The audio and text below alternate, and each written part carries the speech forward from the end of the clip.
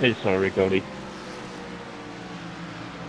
Nah, you're good. I think I made contact with you first. Hey, what are the stages, boss man? Door clear, clear, clear, clear. There you go. I like it. Coming to you. The yellow 22 is closer. There you go. Now the 20 on the very bottom's got the best run. The 20 on the very bottom, very bottom, very bottom. You'll see him right there. All right, just the 24 out there. Door still out there. Clear. 24 is closer on the bottom.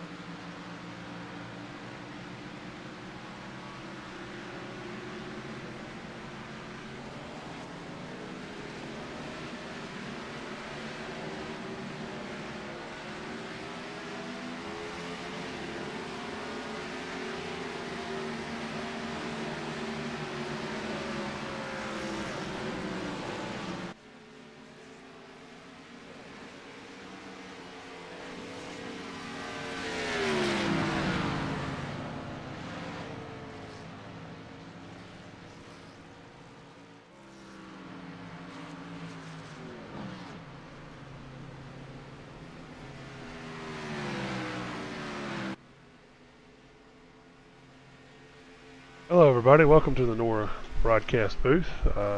Sorry for the brief delay there in trying to go on live and getting everything set up here. I've got a few programs I had to get up and running. I'm Justin White, and I'll have Corey Danielson in here with me at the booth tonight. Corey will also be running RC, so he'll be back and forth tonight. So he may pop in and out occasionally. Today we'll be racing at Atlanta Motor Speedway for 100 and they have 74 laps, if I remember correctly. Let me pull up the race analysis here. There it is. Ignore the lanes, we're still in the practice, but our stages will be lap 48, lap 96. Final stage will be 99 laps. Pit road speed is 50 miles an hour. And the fuel window I have reported right now is between 34 and 38 laps. Now, some of these guys may pit a little earlier, may stretch it. Tires are going to be a big factor here tonight in tonight's race. So, this definitely is a driver's track. I believe they only have 6 sets of tires, if I remember correctly. So we'll be getting started here momentarily. For right now, just enjoy the practice session as it goes. As these guys go around the track, we'll watch number 91 Chad Eagle go around the track here for a few minutes, and once we get gridded up, we'll go live.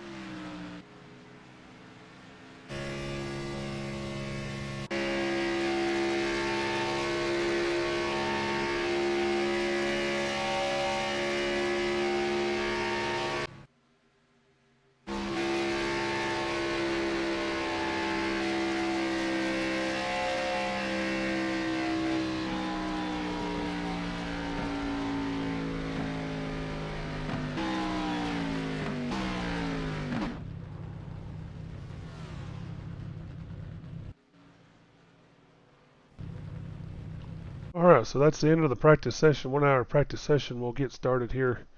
Oops, I got the stage left pulled up incorrectly. We'll pull the grid up here real quick.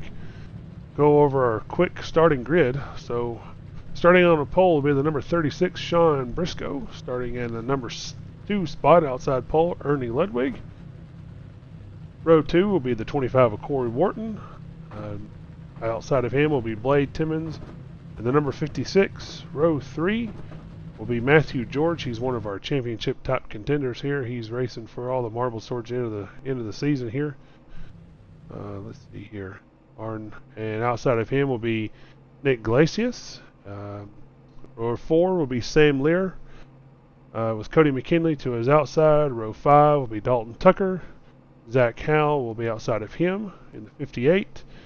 Row 6, Donald Etcher. He was, as you can tell on the practice speeds, he was there towards the top, so he'll be somebody to watch along with Tony Monge. He was there towards the top of the practice charts as well. You got Timothy Harper starting out inside row 7 with Ray Heilig starting out outside of row 7. Row 8 will be Brian Powell, or as we like to call him BP, and Scotty Stevens. Row 9 is Joseph McKinley with Chad Engel. Row 10 is Roy Crump with Mark McFadden. Row 11 is Brian Jones with Vincent Arthur to his outside. Row 12 is Trevor Rapallo with Keegan Blitzer to his inside. And pulling him out of retirement, we actually had to break him out of the retirement home. We have to have him back before lights out, though, is none other than Mr. Joshua Susi. And outside of him will be Alex Edelman. Row 14 is Kevin Roy and Colt Cook. Row 15 is Zach Hollinger with Christian Snyder to his outside. Row 16 and our final person is Todd Slauson. So these guys are getting a quick, brief warm-up laps right here, and then we'll get going to green. And the number 36 car is going to be your leader, but we will not go until the flagman puts the green flag out. After that, it is the leader's discretion on any other restart. So here we go, gentlemen. This is a worn-out track. It's going to be quick the first few laps, and then as the race goes on, they will wear those tires out, and we'll be back at it. They'll be slowing it down. So here we go.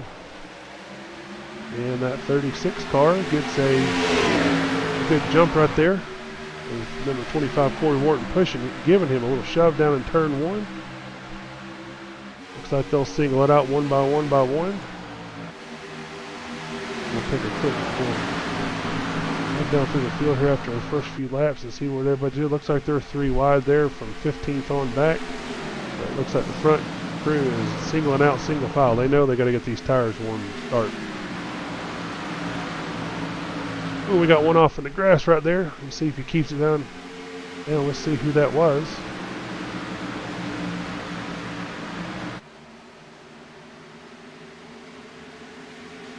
I am looking to see who that was, and I am drawing a blank at the moment. We may go back and take another look at that here after a while, but he looks like he got loose off the corner. That is what they're going to do off turn 4 is going to be key tonight. They're going to lose it off turn 4 if they do not keep that throttle control underneath them. So throttle is a big key here.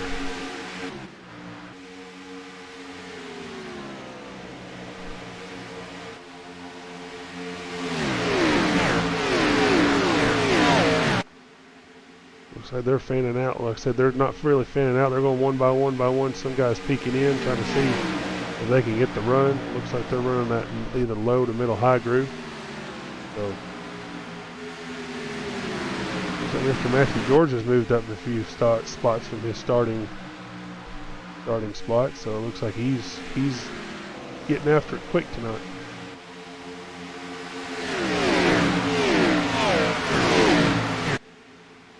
Corey, feel free to jump in any time here, buddy.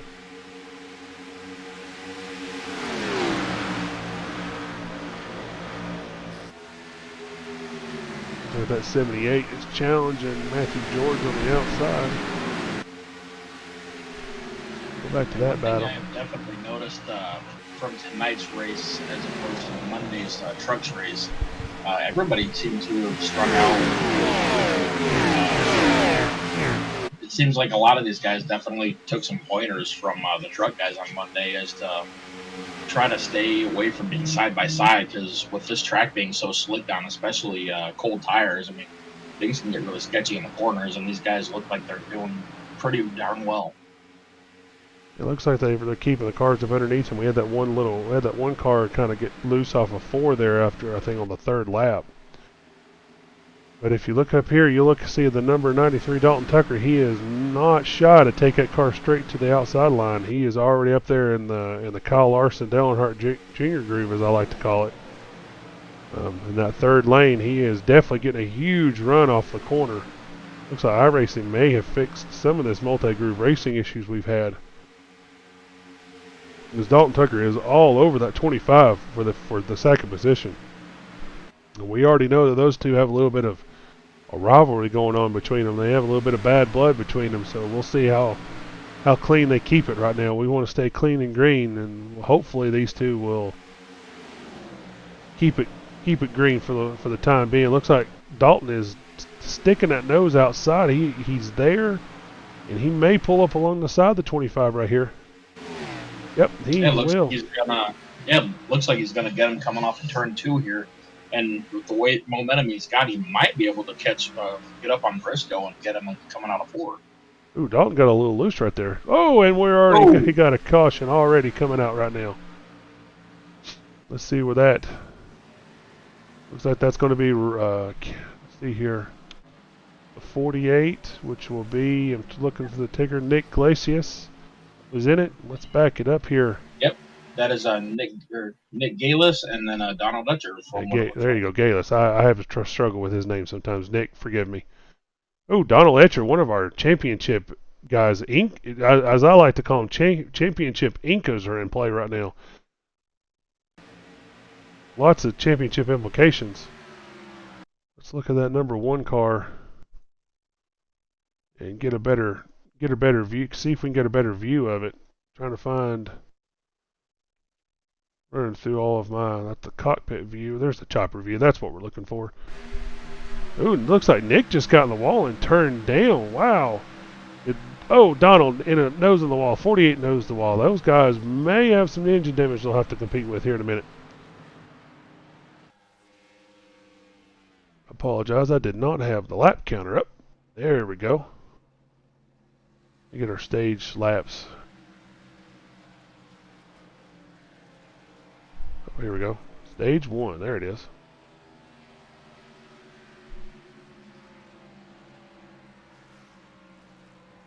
Oops. Fix it here. Stage. There you go. Till at 10 of stage 148. There it is. Get back on our leader here. It looks like Donald ended up having a tow, so he's going to be 2 laps down from that incident. Not something you wanted to see this early, but it is Atlanta, so it is going to happen. Oh yeah, and especially if you're Donald Dutcher. I mean, with all the talent that he's got, and I know Nick does as well. I mean, they're definitely beating themselves up over this, and I definitely know Nick is as well with just getting into the wall where he did, and looks to me like Etcher is done for the night already. Yeah, that's a good possibility. I kind of don't blame him if he's got engine damage. It's hard to limp around another 186 laps around this place. Oh yeah, it's definitely not fun when you're only topping out about 160. Did Corey miss his pit box? Let's back that up. Did he intend to pit and he just skipped his pit box? Back it up and see here. Yeah, it looks like he did. Looks like he may have pissed his pit box. Yeah, he just drove it right through.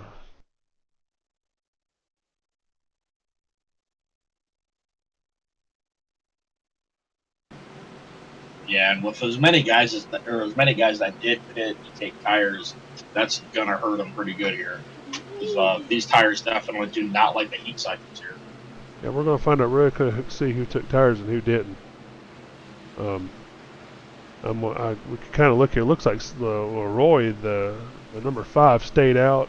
Ernie Ludwig stayed out. Corey ended up staying out after all. Looks like he would have gotten the lead if he wouldn't have hit pit road there. Krista Snyder stayed out. Vincent Arthur, Todd Slauson, Ray Heilig, and Chad Engel, they all stayed out. So looks like the guys behind them, looks like Matthew George may have only took fuel. Sean Briscoe looks like he took tires. Joseph McKinley, only fuel only. Sam Lear, Tony Munns, Dalton Tucker, all looks like they may have taken tires. So we're going to see if those tires play a big role. We're only 11 laps in, so this is going to play a big... We'll find out real quick. Pace car is off, and we are back to green. Looks like Roy got a huge jump right there. That's the benefit of being the leader, is you usually get a big jump right there. Time that gift right and take off. Sometimes leaving that second place car in third sleeping on the throttle. But looks like that number 99 of Snyder got a run. Corey is taking it 3 wide for the lead into turn 3. Oh, yeah, that was a wicked move by those 2 cars there to go for the lead. And look, we almost have 4 wide back here with the 28, 92, 17, and looks like the 18 back here as well. Go back there and take a quick look. We got battles all over the track right now. These guys know that these guys, like Dalton Tuck. Oh, Dalton's getting spun. Dalton is backed up into the fence. Another caution. Let's take a quick look at that. Let's see. Wow. Where is his number at? Mr. Dalton Tucker right there. Let's back it up and take a quick look at it here. Take a look from the chopper view. Looks like the 14 got into him a little bit. Cody McKinley and just turned him into the wall. Looks like he may have... Alright, so he kept it on the rear of the car. He may not have any engine damage, so he might have lucked out right here. Looks like he's got a little bit of damage on the front end. Woo! If you're Dalton and it's this early and you already got backed it into the fence and it wasn't none of your doing, that's gonna have to really recheck yourself and make sure you don't drive it too hard here in a minute. Oh, yeah, that's definitely going to make his car seem a lot more loose than it already usually does. Yes, sir, it will. Definitely know that he's very upset about what happened here because, like we've said already, I mean, trying to drive a car with any type of damage at all at this track for as long as he's going to have to, it's not fun. Nope, it is not, because anything taking that spooler out of the air is going to make that car loose, because you want as much downforce on that car as possible, especially at this abrasive surface here. So looks like Dalton will come down pit road and probably sit there for a few minutes to get his damage repaired. Corey this time didn't pit. Looks like the first one to commit to pit road is the 78 of Sam Lear. Possibly, I think. Hang on, I'm double checking some of the pit strategy here. Cycles I was wrong. That is not Sam, the first one to hit pit road. Looks like Ernie Ludwig was the first one to hit pit road today. Yeah, he was the first one to hit pit road. Sometimes my sim racing telemetry is not real time. It has to depend on the iRacing to report back to me. Sometimes it's a little bit slow. So we're under caution at the moment, so just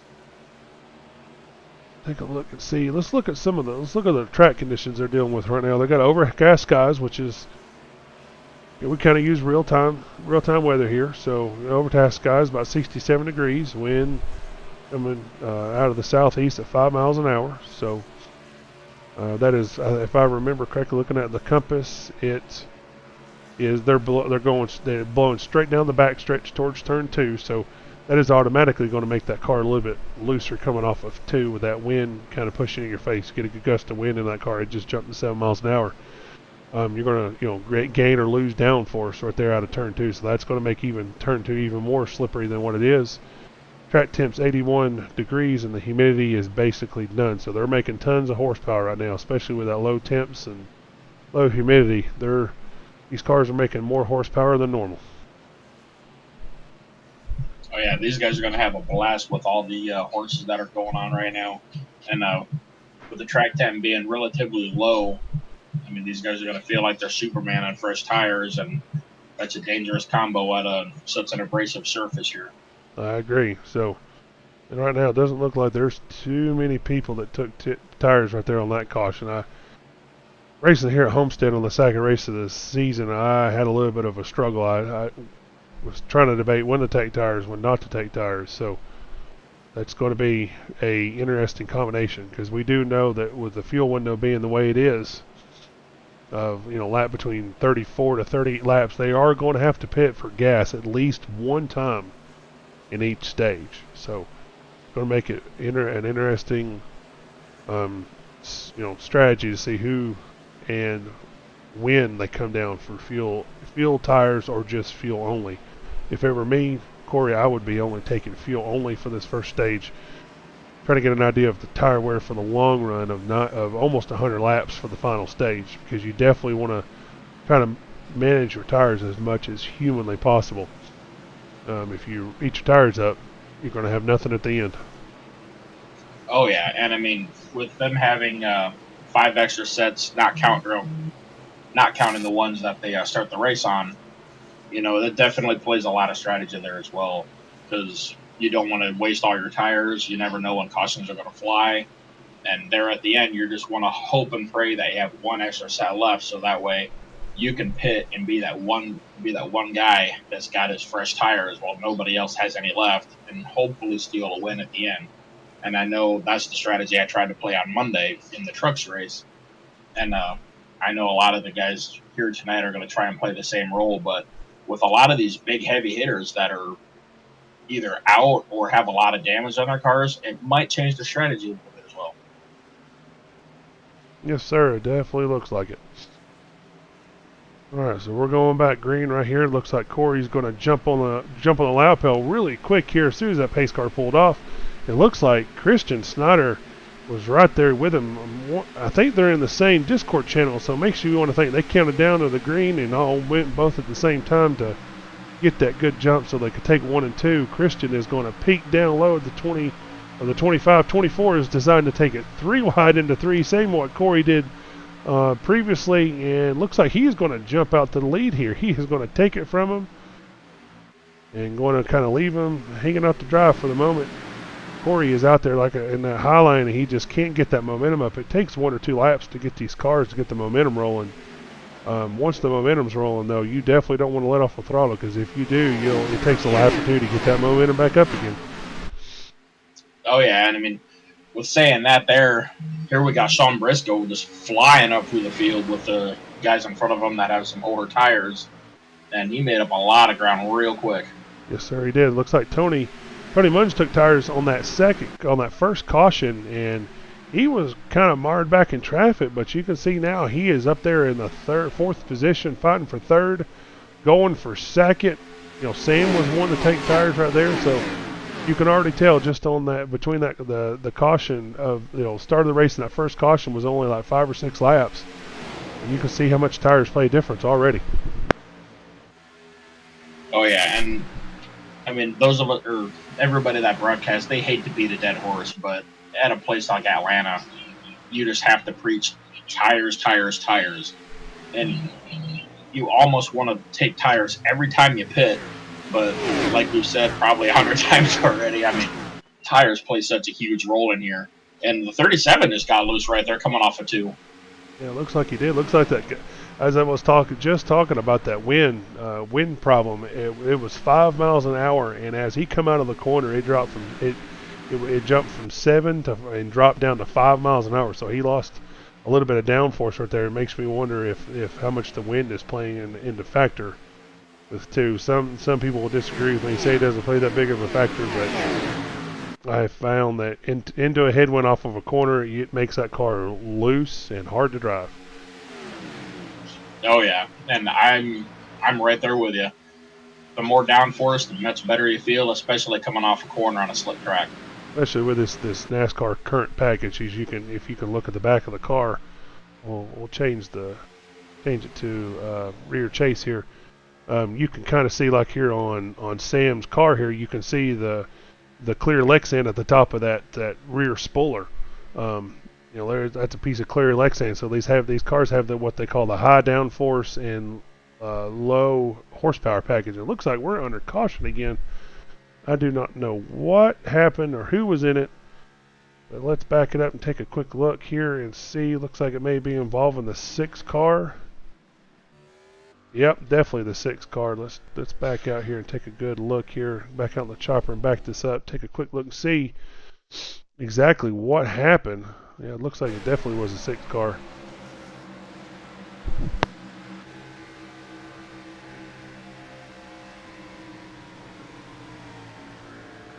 Oh, from what I'm seeing, it looked like the 56 and the 9 kind of touched coming off the corner.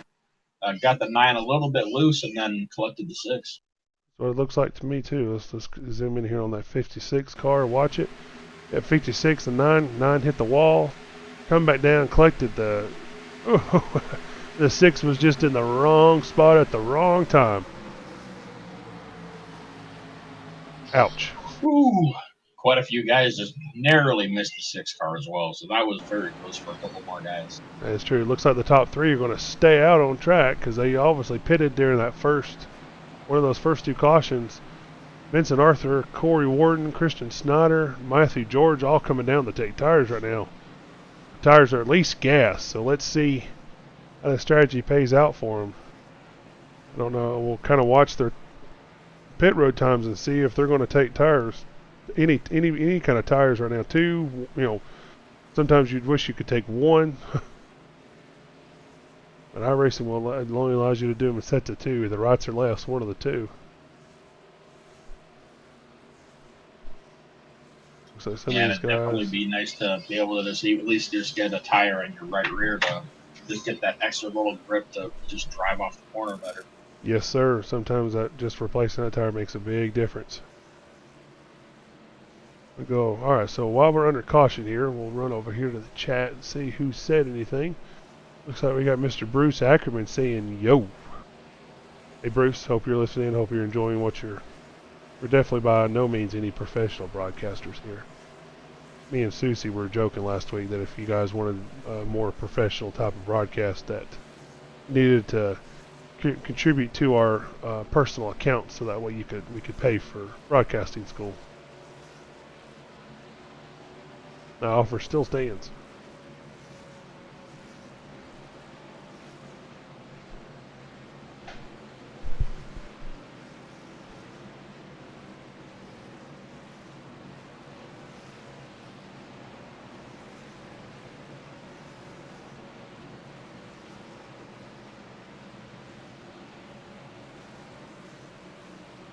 At the moment, it looks like we've had possibly 2 cars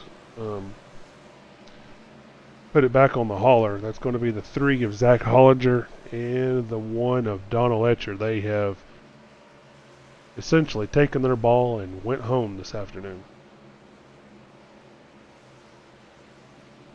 And it looks like the 6 of Colt Cook did the same as well. Yep, Colt Cook looks like he's already that trailer is already hooked up, motor's running. So McDonald's is sitting in the front passenger seat and he's going to the house. Oh yeah, they definitely did not look like they wasted any time at all in making that decision. Probably not a bad decision. Sometimes a lap car at this track can be more of a hindrance than actual, you trying to earn any points.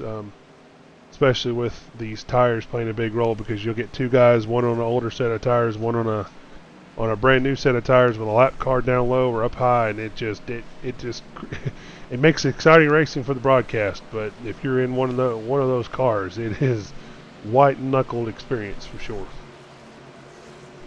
Oh yeah, I dealt with that on Monday. Coming down the back stretch, I was between a couple lappers and had one up on the wall and just happened to have bounced off the wall right as I passed him and collected me, and nothing's more frustrating than getting collected by a lapper, and especially when you're already gripping the wheel as hard as you can. It's definitely the last thing you want to deal with. The very last thing you want to do. But they're going to line it up here again. Lap 27 of 48 of the first stage. Tony Munge will be taking them. We'll be taking this green flag right here, leading the field. Sam Lear will be riding behind him. Sean Briscoe, Alex Elderman, and Trevor Rapallo will round out your top 5 right now on this particular restart. While we're getting there, let's turn everything off for a minute and let's just See if we can actually get this in. Turn everything off if it'll let me. Back to green. And let's crank it up.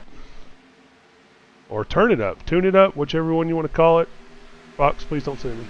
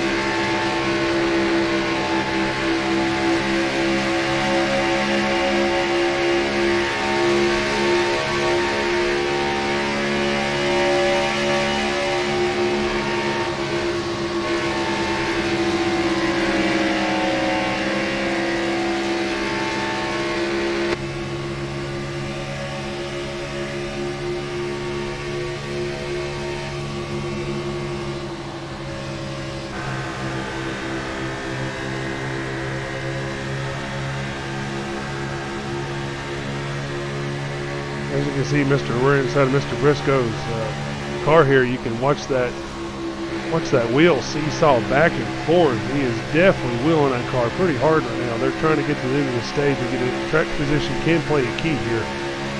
So getting out front, getting an extra downforce, you can already tell is a big part of it. Looks like Corey is pushing the issue, trying to come back up to the field again. He's up to fifth place right now. So they're definitely wheeling these things. Yeah, and I'm not sure what happened to Alex Edelman here a couple laps ago. He looked like he went from about third or fourth, and he's dropping all the way back to 13th.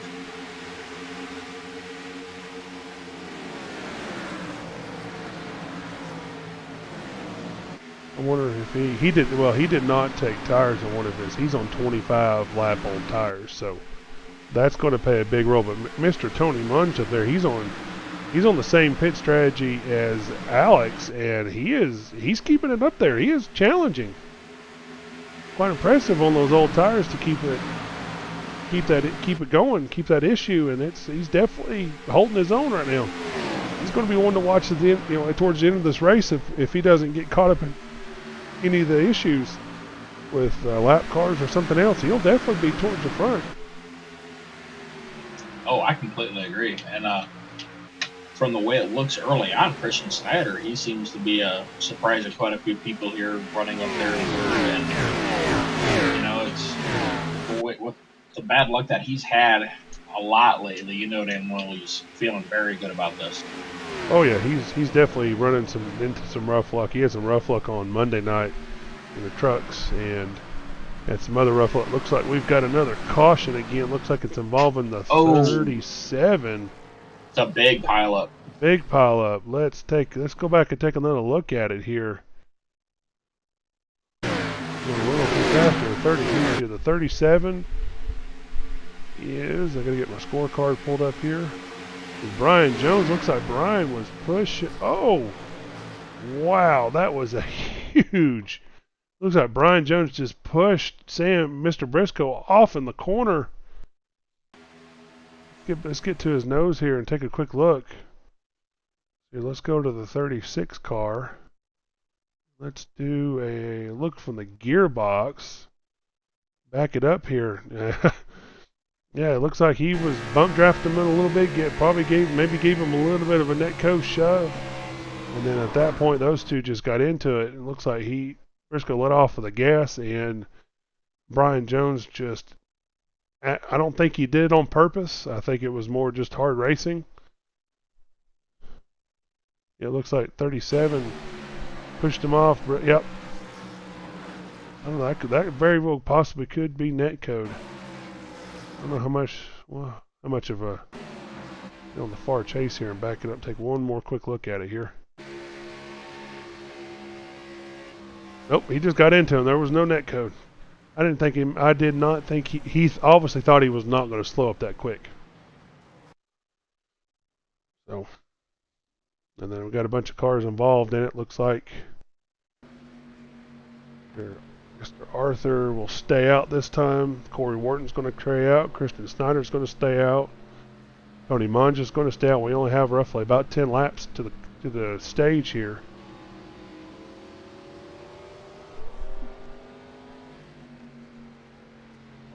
Matthew George is going to stay out. Josh Masusi, which, like I said, we need to get this race over. We've got to get him back to the retirement home before lights turned out. He had to dust off. He had to actually go and find his racing boots. I think they had a few moths in them when he pulled them out of the closet. Chad Engel, is stayed out. Scotty Stevens has stayed out. Looks like Sam. Nope. Sorry, iRacing. A-Racing apps is still a little bit slow for me at the moment. Pulling some of the blades, going to stay out. So that's going to be your top 10 at the moment. It looks like. We got a few back there that went down pit road and took tires. Looks like Sam Lear, Trevor Rapallo, and Cody McKinley took tires. They all had 14 plus second stops, so makes you wonder if they're going to get tires, hang on to it, and come to the front of the beginning of the next stage, which is a good. Sometimes that strategy can play out because you can get a little bit of wear in those tires, get them a little hot, get them sticky, and they'll stick, and you can stay out front for a good portion of the next stage. So we all know that even 6 to 7 lap old tires are already a big disadvantage. Oh yeah, and I mean, I definitely feel like that's going to be what a lot of these guys are going to hope for is, at least pit now, maybe potentially try and get some track position with just taking fuel only in the stage end, and then hope that their tires are going to be at least decent enough to fend off the newer tires starting stage 2. Yes, sir. All right, let's see who had the fastest laps so far of the race. Looks like Mr. Dalton Tucker has set a fastest lap at 29.632. Brian Jones, he's probably going to retire for the race. Maybe he might. Yeah, he might come back out. He might get some of that damage fixed. Donald Letchard, which like I said, he's already put it on the hauler and took off to the house. He third fastest lap time with a 29.712. Tony Monge, who's sitting up here in 4th place with a 29.717. And the 48 of Nick with a fastest time of 29.742. So at the moment, we've had 4 cautions for 15 laps. Total laps left is 156 laps left to go in the whole race. With looks like 7 to go for stage 1. We've had 6 lead changes, so I'm going to stack them up 2 by 2 one more time. And go green. Looks like Vincent Arthur is going to take him to the green. That pace truck is off, and looks like the 24 is already back on the loud pedal. Back to it, crossing the start-finish line. Corey Wharton falling out in behind with Christian Snyder there on the low line there. And it looked like from about 3rd, 4th row on back, they just did not get going on the high side at all. makes you wonder if some of them may have spun the tires, because on old tires, when you get back to that pedal, they will spin. I spun them on Monday night at this race in the trucks, even on fresh tires. So it's going to be interesting. It's like the 92 of Tony Munge with his really old tires, 33 laps on his tires so far, including caution. We got a big wreck already back here. Another big wreck. We'll go back to caution. Looks like that's going to be involving the, was that the 58 maybe? Nope, no 58. Let's see here, 94. 78 in the 00. 78 in the 00. Sometimes I cannot pull it back fast enough. Ooh, Sam was towards the front. Let's take a quick look and see what happened. Looks like Sam's just going to go pull it straight down the pit road. Go to his pit box. Apologize for some of the iRacing slow disconnects here. Okay, here we go. Looks like it was the 78. Pause it, put it in far chase, take a quick look at it here. 78's on the high side there with the 00. Ooh, yeah, looks like he took, I think he just took the air off of the 78 on it, not even doing it on purpose. McFadden, yep, looks like he just barely, it could have been net code, and then he come down, took out the 14, and a few others, the 94 of Brian, poor BP. Boy, BP has had some rough, wow, I feel for BP. He's had some rough weeks. He's been upset, and he's had a few issues at home, and I feel for BP at the moment.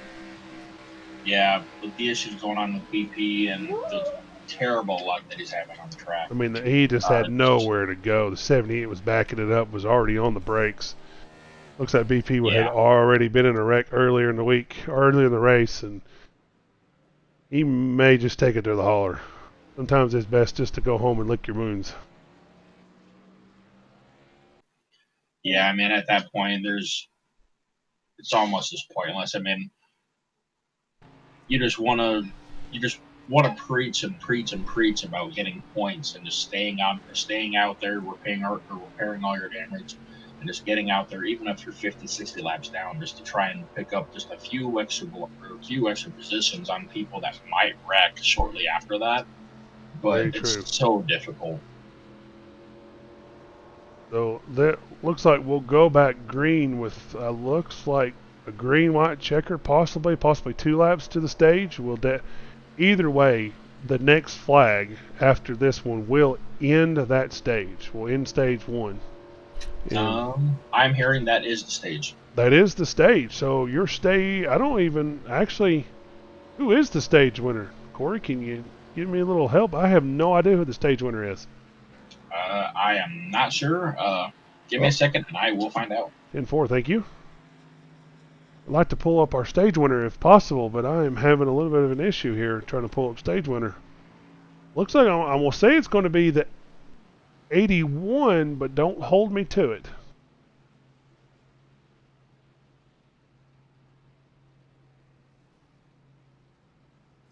Stage winner is Vincent Arthur.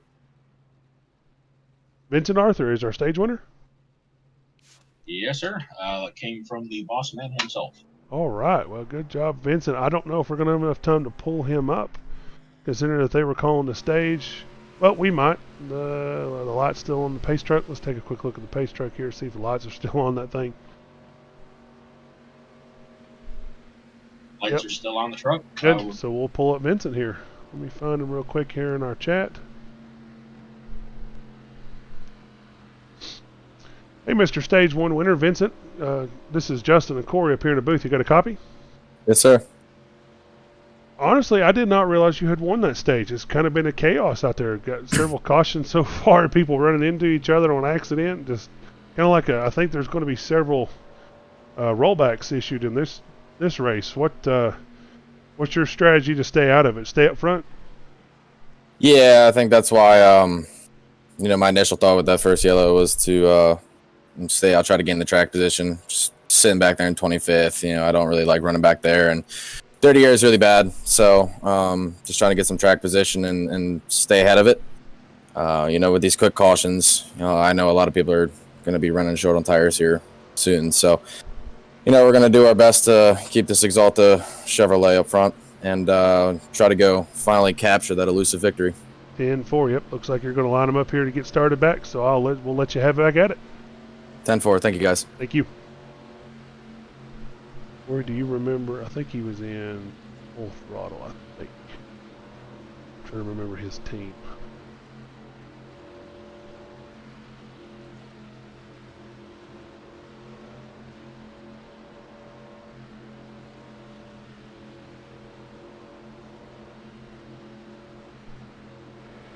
All right, so I'm gonna go back green here. Let me get our stage information fixed here real quick on our broadcast.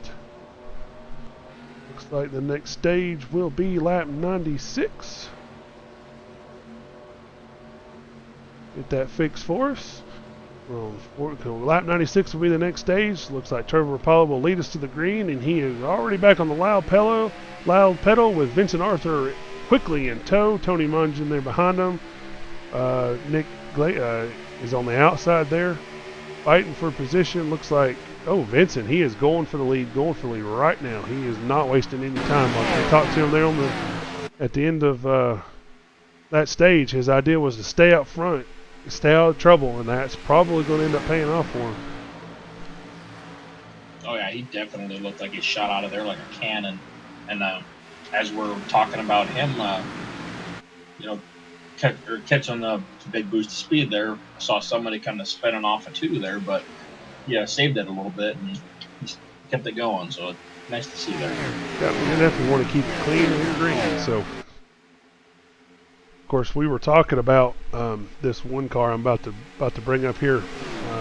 No stranger to the front, no stranger to being in the back, no stranger to here late in the last few weeks of getting in a few wrecks. That number 93 of Dalton Tucker. Backed the car into the fence after getting caught up in somebody else's wreck, and he is already back up to the 5th position. He is definitely going to be the one to watch this evening. He said he hadn't played out a lot of practice here at Atlanta, and he's definitely not showing it. He looks like he's put in several laps, but sometimes being that seasoned driver will pay off. Looks like we already have a challenge for the lead. Oh, what happened to Vincent here? Let's go back and take a quick look.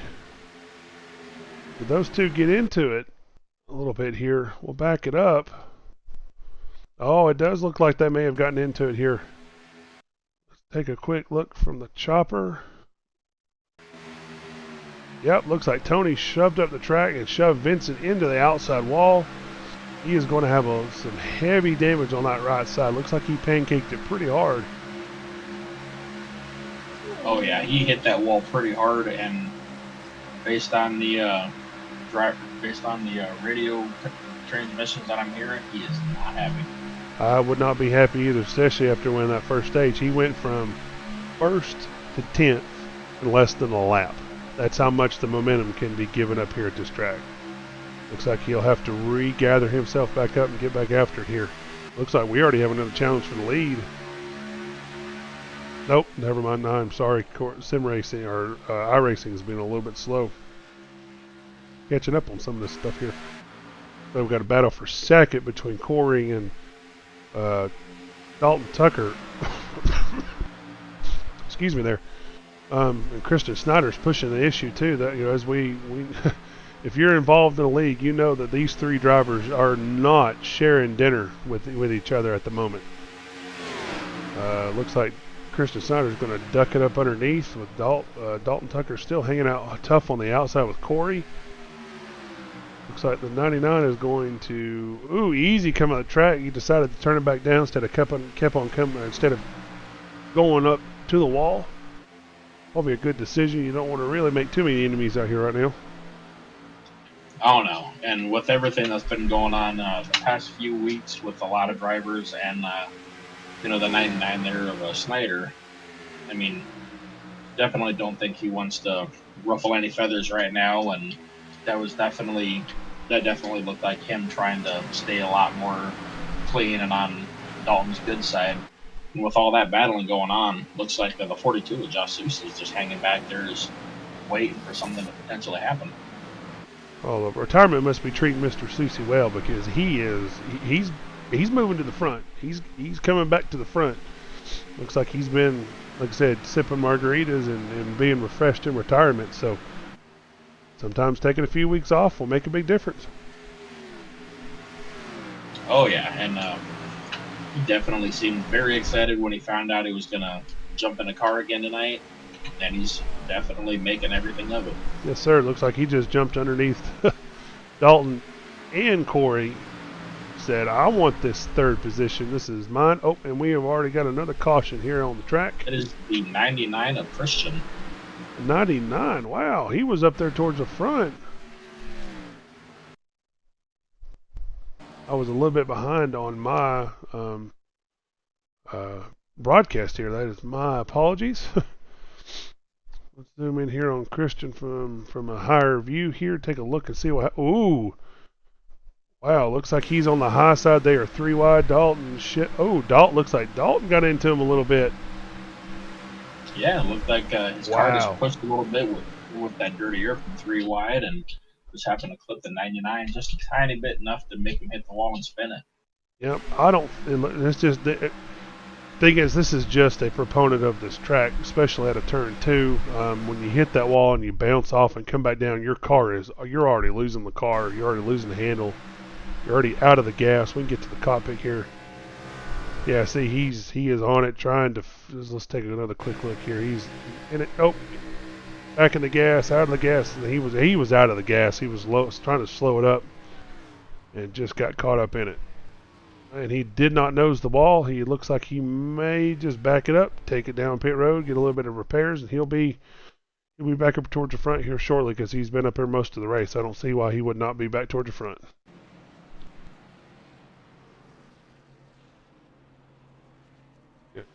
Here, back to the front here. Trevor's going to stay out.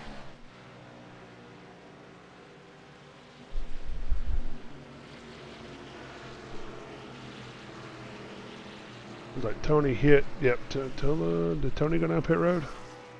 Looks like he went down. Tony went down pit road. Chad Ingle's going to stay out. Blake Timmons is going to stay out. Keegan Blitzer. I think Keegan was in a wreck earlier in the race. Take a look at his car here, the number 19.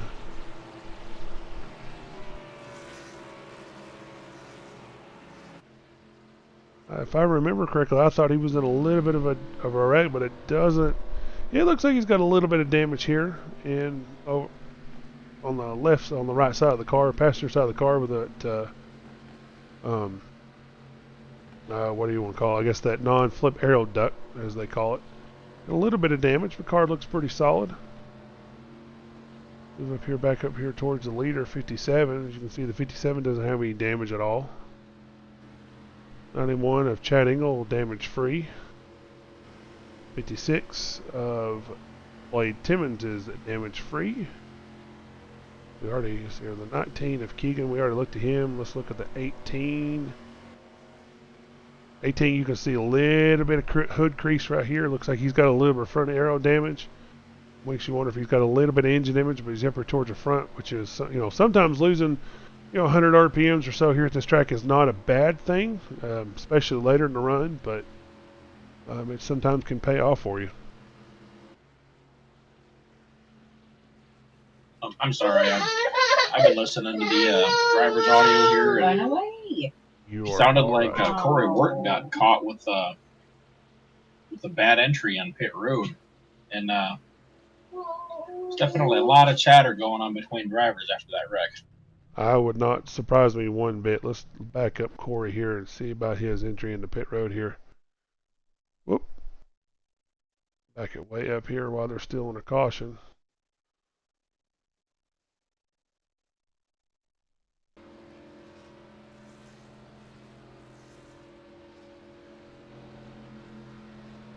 Coming down pit road.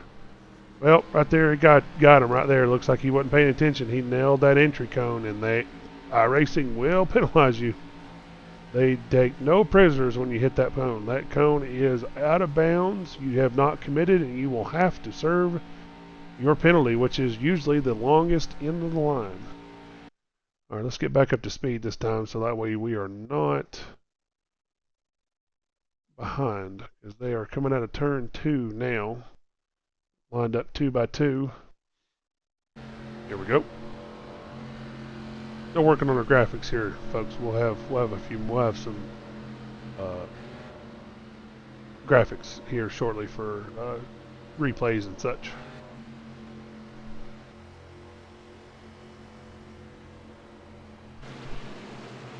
Yeah, so far from the sounds of it here, I guess not from the sounds of it, but from the looks of it here, this race has a much different feel from Monday's truck race. There's a lot of beating and banging going on in that truck race, but not very many cautions flew.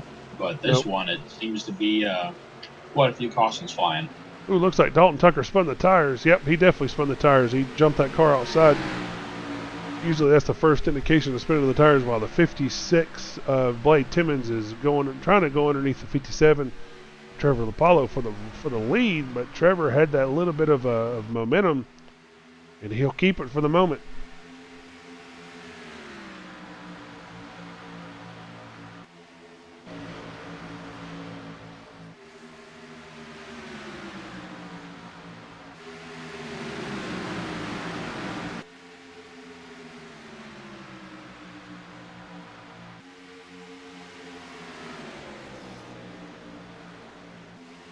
Looks like Chad Engel is committed to that high side, and it may pay off for him here. But Tony Mungeon, the 92, he wants to lead, and he wants it now.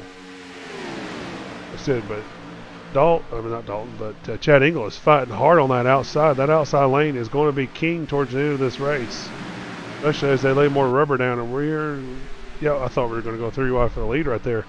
One guy we haven't really talked about since the start of the race is that 28 of Matthew George. He's back up there in 4th place, kind of just picking about. Oh, and just as I was talking about him, he's involved in the wreck. He just got nailed.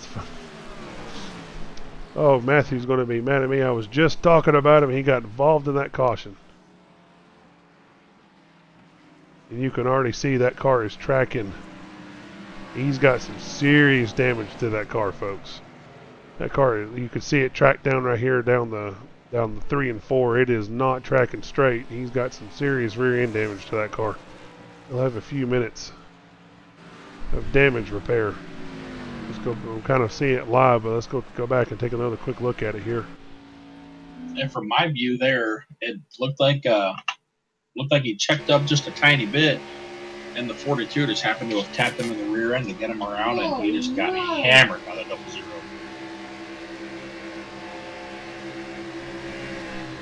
Oh, yeah, he did let up. He had to. He was going to shove up into Chad and into the 91, Chad Engel. We'll slow it down. We'll really slow it down here for everybody to take a quick look. You can see there's no damage right here. The 42 is coming, though, of Chad Susie. He may need to change his shorts after this, because this was definitely not what he wanted to do. He just drove up into him on accident. Chad Engel is watching it from the side. Chad got a little bit of shove outside from it, but he just got involved, and there's really not much more you can do. You can see here as he's trying to drive that thing straight, that rear end's wanting to walk to the left, so he's going to be on pit road for a few minutes. He's got some pretty good damage. That Tony Munge is going to stay out here. And Chad definitely looked like he escaped big time there. So, I mean, more often than not here, especially on iRacing, you see incidents like that happening right at your driver door, and you just get wiped out with it. But Chad just happened to have just driven right away from it without a scratch. Yes, sir. That was exactly what happened. Let's go back to Chad's car here, the 91, pull driver information. He started 18th. Highest second, he is up to 3rd now, which is a huge jump for Chad. That's pretty impressive. Especially here at Atlanta, working your way through the field without any damage on that car at all. And he skated through another one right there. Oh yeah, from the angle I'm looking at, looks like he's about the only car in the top 5 that has no damage. Yep, because looking at the top 5, We had Blade who started 4th, but everybody else in the top 5 started from 12th on back. 2 of them in, 23rd and 24th position. Which, like I said, that's pretty, like I said, coming that far back here to land and staying out of the issues. That's a big thing. That's a big deal. Oh yeah, and I think most definitely here it's going to be tough to pick out who we want to talk to at the end of stage 2, because these guys have definitely had their hands full racing tonight, trying to escape everything and keep their cars clean, and now here they all top 5. Yep, that is very true. We've had, back to the caution count, we've had 7 cautions for 24 laps. We've only been racing 65 laps, folks, so that's roughly about 49 laps, 46 laps of actual green flag racing. And we've had 12 lead changes. Looks like we've got a few guys that have retired from the field. That is going to be Donald Etchard, Zach Hollinger, Holt Cook, Roy Crump, Sean Briscoe, Ray Heilig. BP is out there running for points at the moment. He is limping that car by. Looks like if he stays out, he'll gain 3, 4, 5 more positions.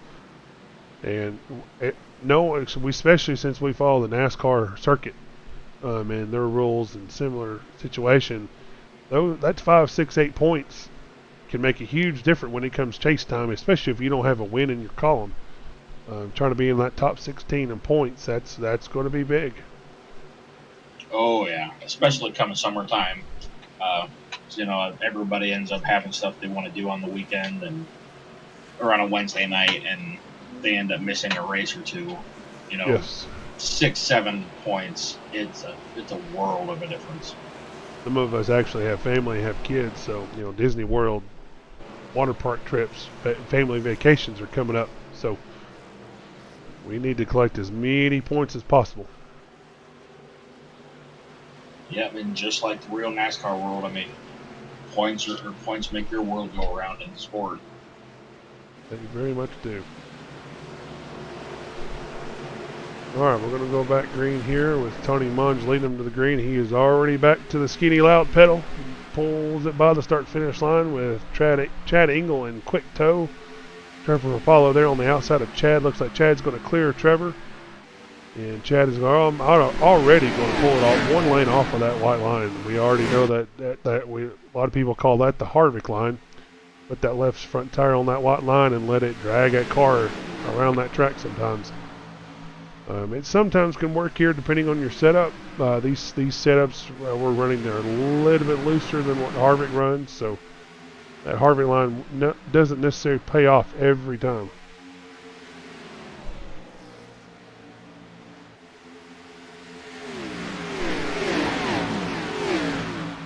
Since we're here, it looks like we got some green flag racing going on. We're gonna turn it back up one more time. Brought to you by Brian Powell Woodlays and Wood Turning. If you need anything turned, any woodwork, contact Brian Powell. He does awesome work. He's made our trophies for the year. I'm sure we'll have those available on the broadcast at some point, so we can take a quick look at them. They are very, very nice. But let's turn it up.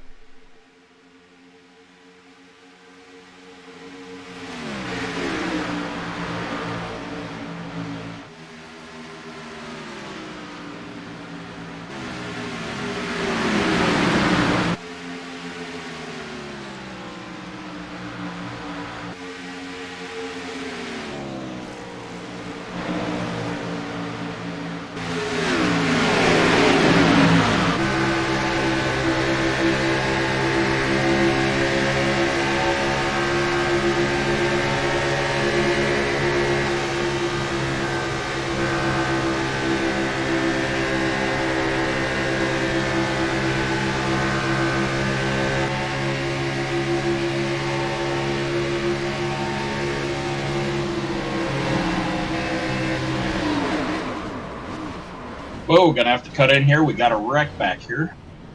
Yep, looks like we got a wreck involving a couple of cars here. Looks like Dalton Tucker is one of them because that's who we're riding along with here. He's just having a rough go of Atlanta. And it looks to me like Josh Soucy got loose and collected the 93 and collected the 58. Yeah, we're going to watch it here from Dalton Tucker's point of view. Oh, wait, no, the 25 got loose. There was some net code right there.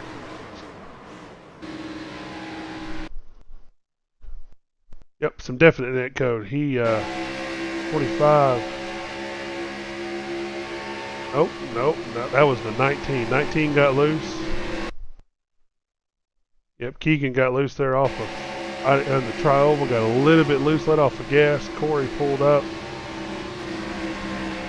Ooh, there's just a whole lot to unpack right here, a whole lot. Oh yeah, it looks like there's about 4 different incidents that happened all at the same time. What it looks like. Let's back it up here and take another. It looks like the 19. Let's change our view one more time. Let's see if I can get a better. Okay, here we go. There we go. So looks like the 19 got loose in the tri-oval. So he's loose.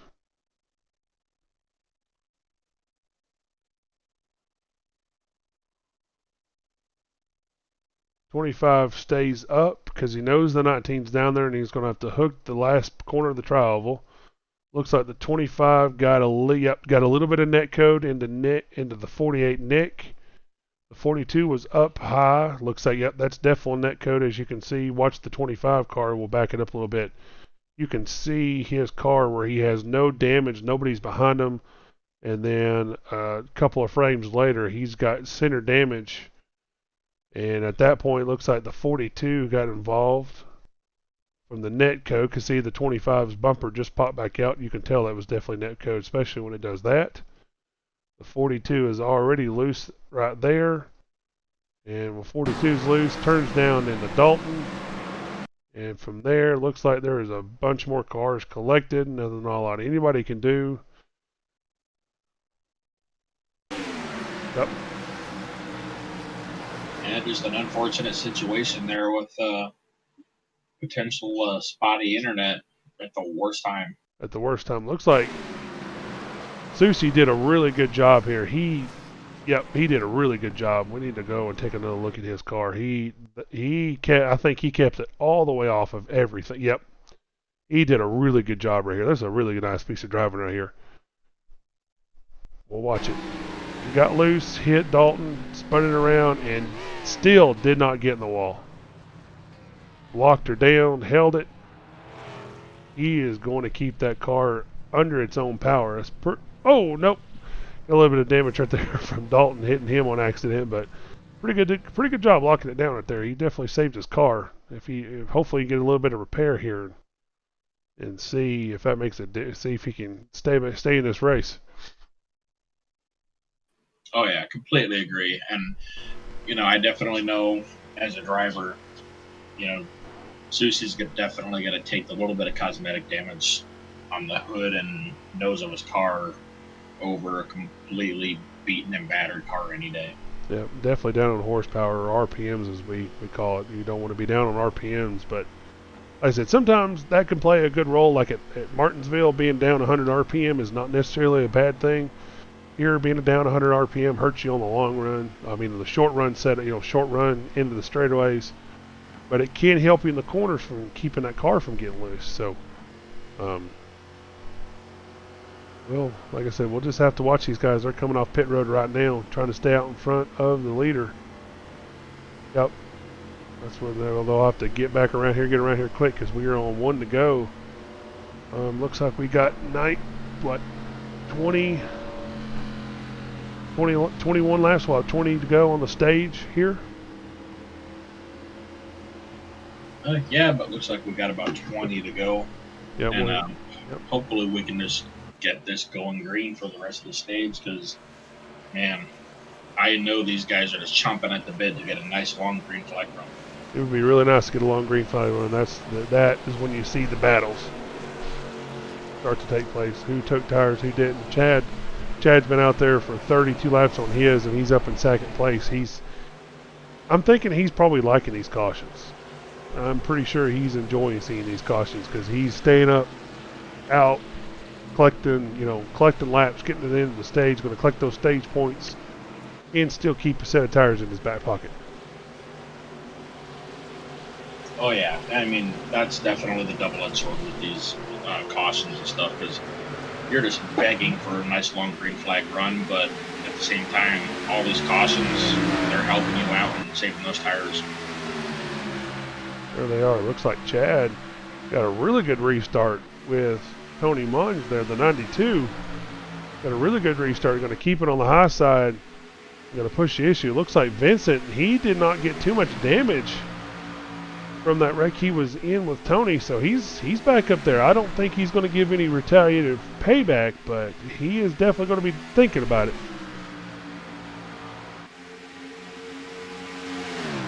No, I know racing sometimes somebody causes an issue that you're, and you wrecks you, they'll say I'm sorry, but at that particular time you may not think too much into it, and it doesn't really satisfy your want to get them back when you're in that caution, or from there when you get that damage. But sometimes it sits in the back of your head when you finally reach back to him, you realize he was sorry. It's just one of those deals, and you don't really think too much more about it. I don't know if Tony come across the radio and said he was sorry or what, but Vincent's, it's one of the two people in this world that don't forget a lot of things is your significant other, or your wife, and race car drivers.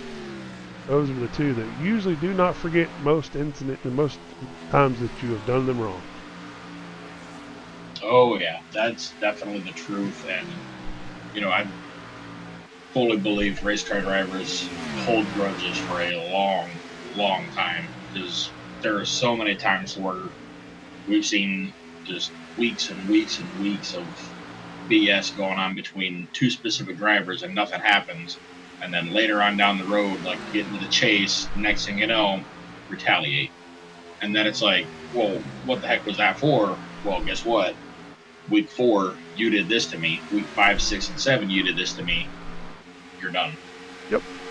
So it is sometimes better to just take the blame, take it on the chin, say I'm sorry, and roll on. Because race car drivers do not forget. All right, so the 25 here looks like he and Trevor of 57 have caught the 92. Corey's on, excuse me. Corey's on 5 laps less old tires than Tony. And Trevor is on 10 to 11 laps less than Corey. So we've got 3 different tire strategies playing out right here in front of us right now. You can see Trevor gets that huge run in the middle of the corner. He's able to get back to the gas so much quicker than these two up here. And he is chomping at the bit, wanting that clean air. That clean air plays a big role.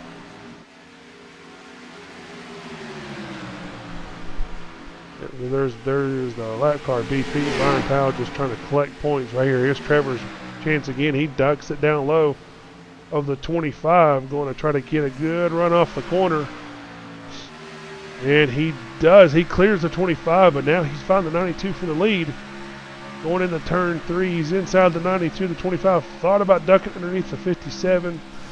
And Trevor is going to, with those fresh tires, looks like he is going to possibly get clear of the 92. Nope. 92 is still there as we cross the start finish line. 92 pulls up along the backside here in turn 1. 57, now the 57 is going to get that huge run with those fresh tires, and he is going to start pulling away. Yeah, that was one heck of a run there from the 57, the last lap and a half or two. Oh, we got a wreck back here again. Another wreck, another caution's out. It's the 99 of Snyder. 99, let's see what happened. Looks like his day turned from being from a good day to a bad day. Looks like he had a huge run there. He's checked up. Let's see what happens.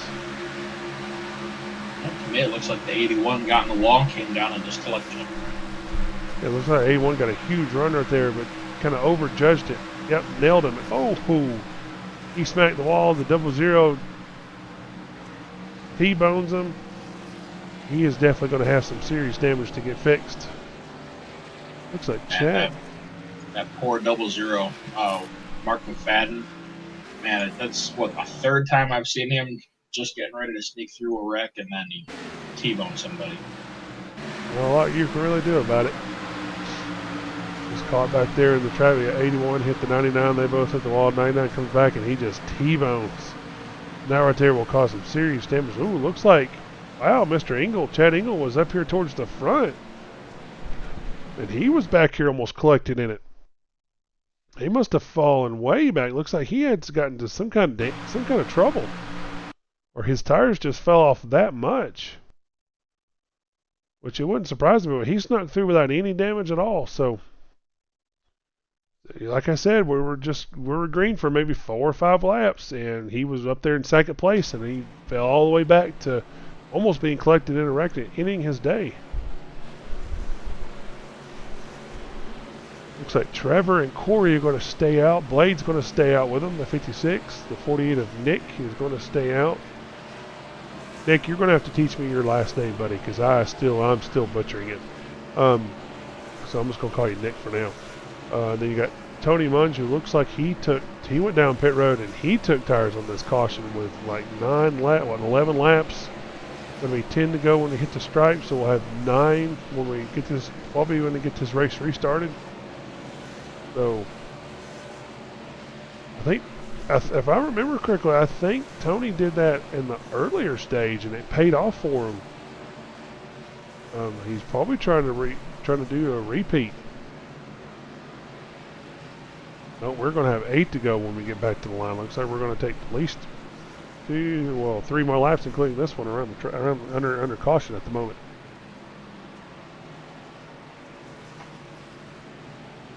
And like we talked about earlier on in the broadcast, with the seemingly 500 different strategies going on here, Tony Munge taking these tires right now. I mean, it paid off for him in stage 1 to get up there where he's at in stage 2. I mean, it seems like he's trying to work on doing the same thing. And there's a bunch of other guys that are working on staying out right now that paid off for them later on in this stage as well. Yeah, it looks like it. And Tony here on the chat asked us for the ticker, and I thank you for that, Tony. There's so many items to click, I sometimes forget to click it. So if you guys see something that needs to be up there so you can kind of watch the lap times and whatnot, just say it in the chat, holler at me. Say, hey buddy, where's this, where's that? And that'll remind me to put it back up.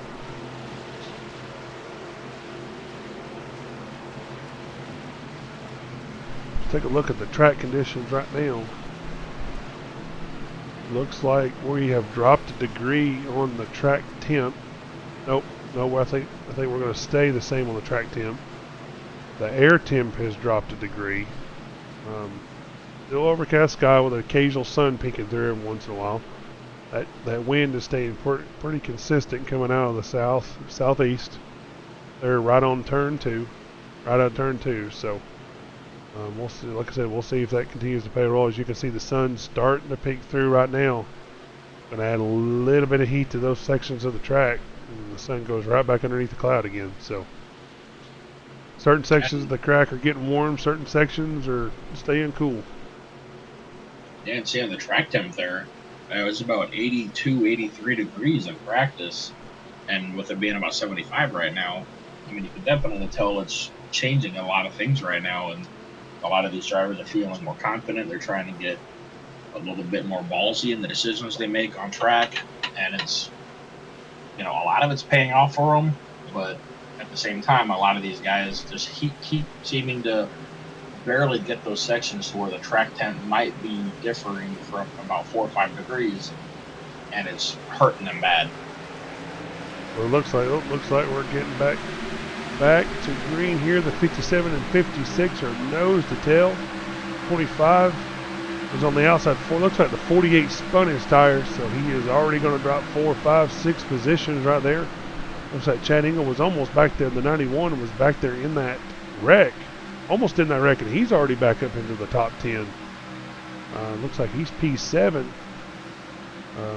Head back up here to the leader here. Looks like they're fighting for the lead. 57 on the outside. Tony, with those fresh tires, he literally cut the track a little bit right there, knowing that his tires are a little bit fresher. Oh, he just cut off the 24. Thought about making it 4 wide. Tony makes it 3 instead. Will come up in front of the 25 and the 56. The Vincent Arthur will make it 3 wide. Well, he'll lose a little bit of a run right there.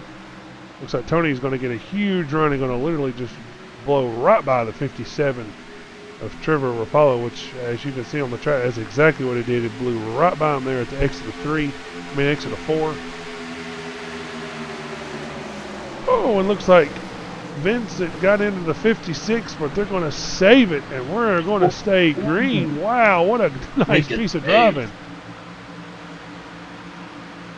You know, let's back that up a little bit and take another look at it. That was a nice piece of driving by the 56 after getting bumped. Slow it down a little bit. Looks like the 24 was on fresh tires, was going to have a bigger run. 56 saved it. A lot of evasive maneuvers. That was a good piece of driving by everybody back there, especially that 56. Wow, that was impressive.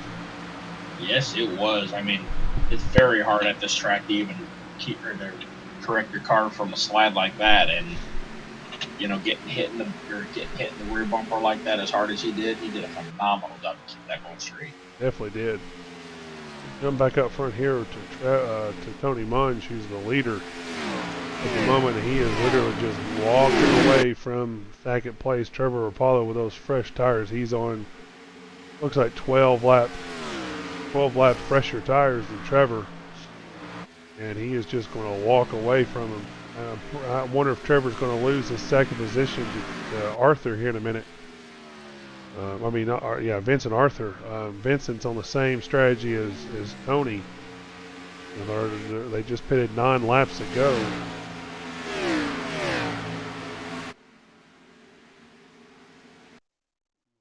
Speed it back up here real quick. I may have been a little bit behind. Don't want to miss that stage winner, so we're on that lap 93. This battle for second is where the heat is coming.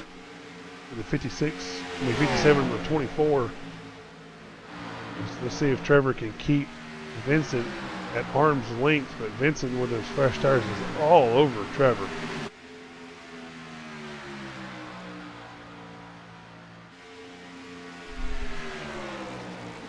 So Vincent's going to try to pull the same thing that Trevor did to Tony earlier, dip it down to the 1 and clear him up, but Vincent is not going to clear him. Looks like Trevor is going to be still fighting hard on that outside line, and it looks like 3-4. He will clear him here.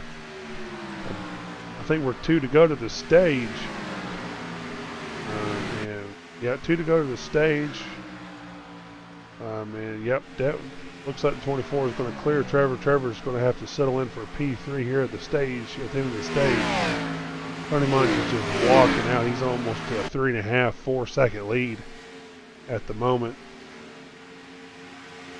And back here looking at the battle for 5th here, we've got the 9 of Tim Harper, the 56 of Blake Timmons, and the 91 of Chad Engel all underneath the blanket. They've been just side by side for the last lap and a half here, and it looks like the 9 and 91 are finally sliding away from Blade there.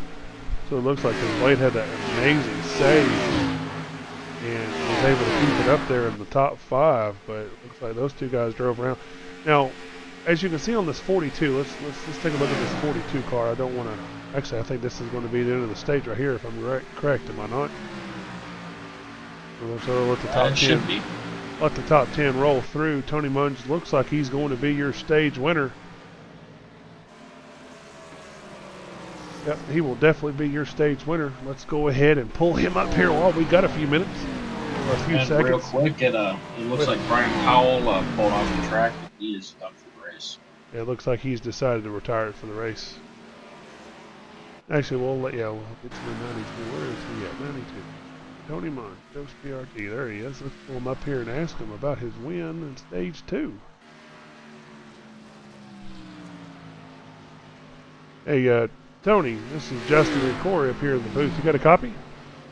Yes, sir. Loud and clear. Looks like you got you a big stage win right there after pitting for tires there on that last caution. Was that your? It looks like you tried to pull that same strategy on stage 1 as well. Was that? Were you trying to look to do that on stage 2? Yeah, for sure. I mean, I felt like we had pretty good track position and the best overhead doors. Ford Mustang is pretty sporty tonight, so figure why not try to grab a stage win and mission accomplished. So hopefully we can keep that momentum going into the final stage here and see what happens. And 4 looks like Mr. Vincent Arthur's going to give you a fight for that lead, though. You two got into it earlier in the race, so we'll see if that plays a part here towards the end. Yeah, definitely. It's always a challenge. I didn't mean to get into Vincent earlier, but he seems pretty upset about that. So, we're just going to see what happens in this final stage. It should be action-packed.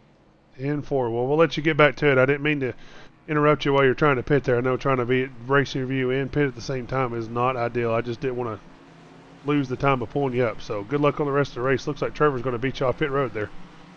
Yep, no problem. Thank you. Thank you. I think next time I may wait an extra second or two. I feel kind of bad. Sometimes it can be throwing off your strategy there. Trying to hit pit road and trying to do an interview at the same time. I just didn't want to end up forgetting them like I did the last race. I ended up forgetting pulling up the stage winners, so until it was almost too late. But that is going to be your stage 1 winner, Tony Monge. Looks like, trying to see what's happening here. Looks like the 42 of Josh Susi has stayed out. I know iRacing is showing he does not have a front clip on that car. I don't know how much that's true. As a matter of fact, let's pull him up here and see if that's having any issues right now.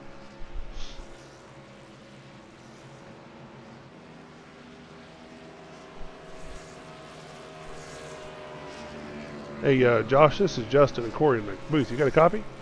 Hey, hey. Hey, Mr. Retirement Man. We were just talking about we're getting close to having you back to the retirement home before lights out tonight. As we're looking at your car there, it looks like you're missing the front bumper. Is that kind of affecting how that car is driving? Yeah, I think I'm a little tighter in the corner and I'm missing some straight line speed. In four. So, are you looking to hopefully stay out front right here on this, as long as you can right here on this last stage? Yeah, man, I'll enjoy half a lap out front. Good TV time. I had a rocket tonight and I just got caught up in some bad luck. 10-4, you were definitely challenging for the win. Looks like this type of racetrack and the tire that we have right here and the setup just creates for loose race cars out of the corners. So very abrasive surface. So I don't know how many sets of tires you got left sitting in there. Hopefully you got at least a couple of sets left so you can challenge for the win here towards the end. There's a few, but I think the only chance I really have is maybe some fuel mileage or late race shenanigans or something. I don't think she'll hold on there on the long run or short run just because of the speed I'm missing. But as much as we've been wadding them up tonight, hey, I still got a shot. 10-4, yes sir, you do. All right, well it's one to go. We'll let you get back at it.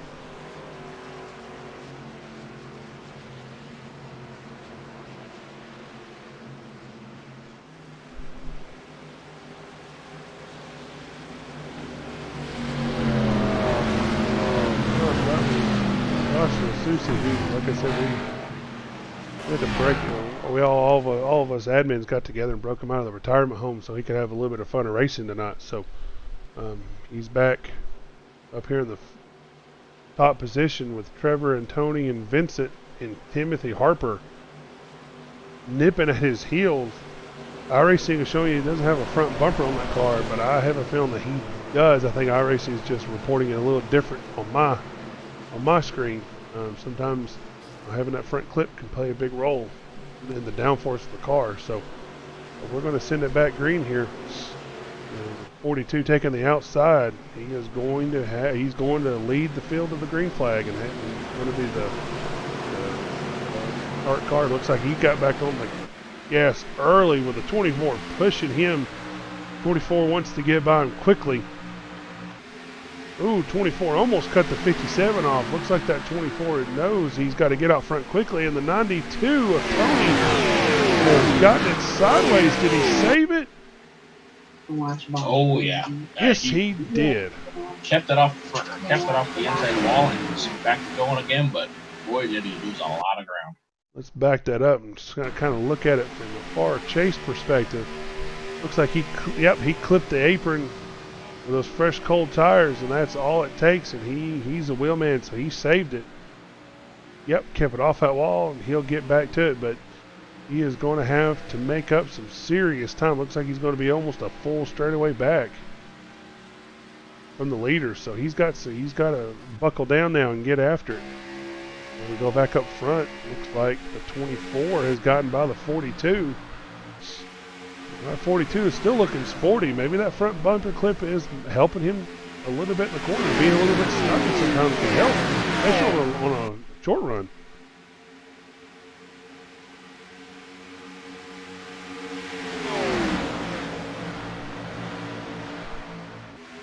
While we do that, let's tune it up one more time.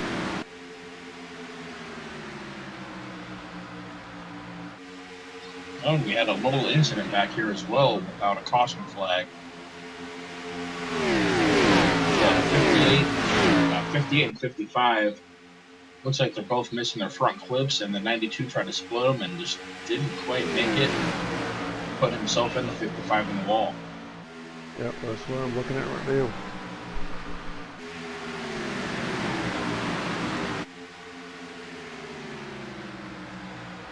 Yep, looks like Corey Wharton, though, is going to... Looks like he was ahead of Susie at the start finish line. But Susie has pulled back out front of Corey.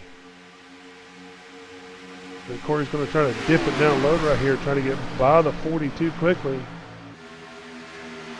The top 12, top 14 drivers are on the lead lap. They're all on the same, looks like they're all similar on the same strategy, all on fresh tires.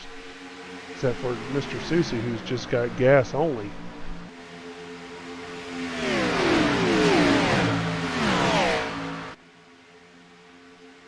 Ooh, looks like the 9 got a little bit of loose off a 2 right there. Just slightly loose.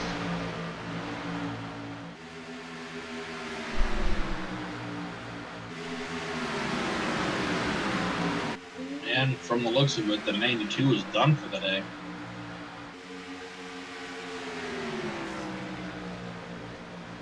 Did he pull it down pit road and call it a day? Yep. Unfortunately, he went from battling for a win to he's over already. Putting it on the hauler. He was our stage 2 winner, and he is already loading it up and going home. Well, we got a good battle for the lead right here. Looks like it's between Corey Wharton and Vincent Arthur. They said they're on the same strategy. Vincent wants to keep on the low line. Corey was up high. Corey's going to have a huge run, going to pull it down the inside of Vincent. Looks like he may have the lead coming out of 4 here. Looks like he's going to get around them, get clear. Vincent, if I were Vincent, I would be pulling it back down under Corey and kind of saving my tires for the end of the race. But you do know they're going to have to pit at least 2 more times, I'm thinking. Especially if they've got 195 laps, got 110 and 85 laps, so they're going to have to pit at least 2 more times. So I would be saving my stuff for the long end of this run here, expecting a caution at any moment. But Vincent is definitely not playing that strategy. He is going right back after Corey for the lead. Oh yeah, it definitely looks like Vincent wants to lead the most laps here. But these two are not giving an inch, and Chad Engelson back there looking like he's just hoping these guys wreck each other out. Yeah, because Chad's going to have the cleanest car of the top, 5 or 6. And he's shown some speed tonight, so that's kind of where he wants to be. Can't really say I don't blame him. Oh, me neither at all. Because, I mean, you got the 57 behind him that's got some rear end damage. 42's missing his front end. The 14's been caught up in almost everything tonight. So is the 19 and 81. He's looking pretty if he just stays where he's at.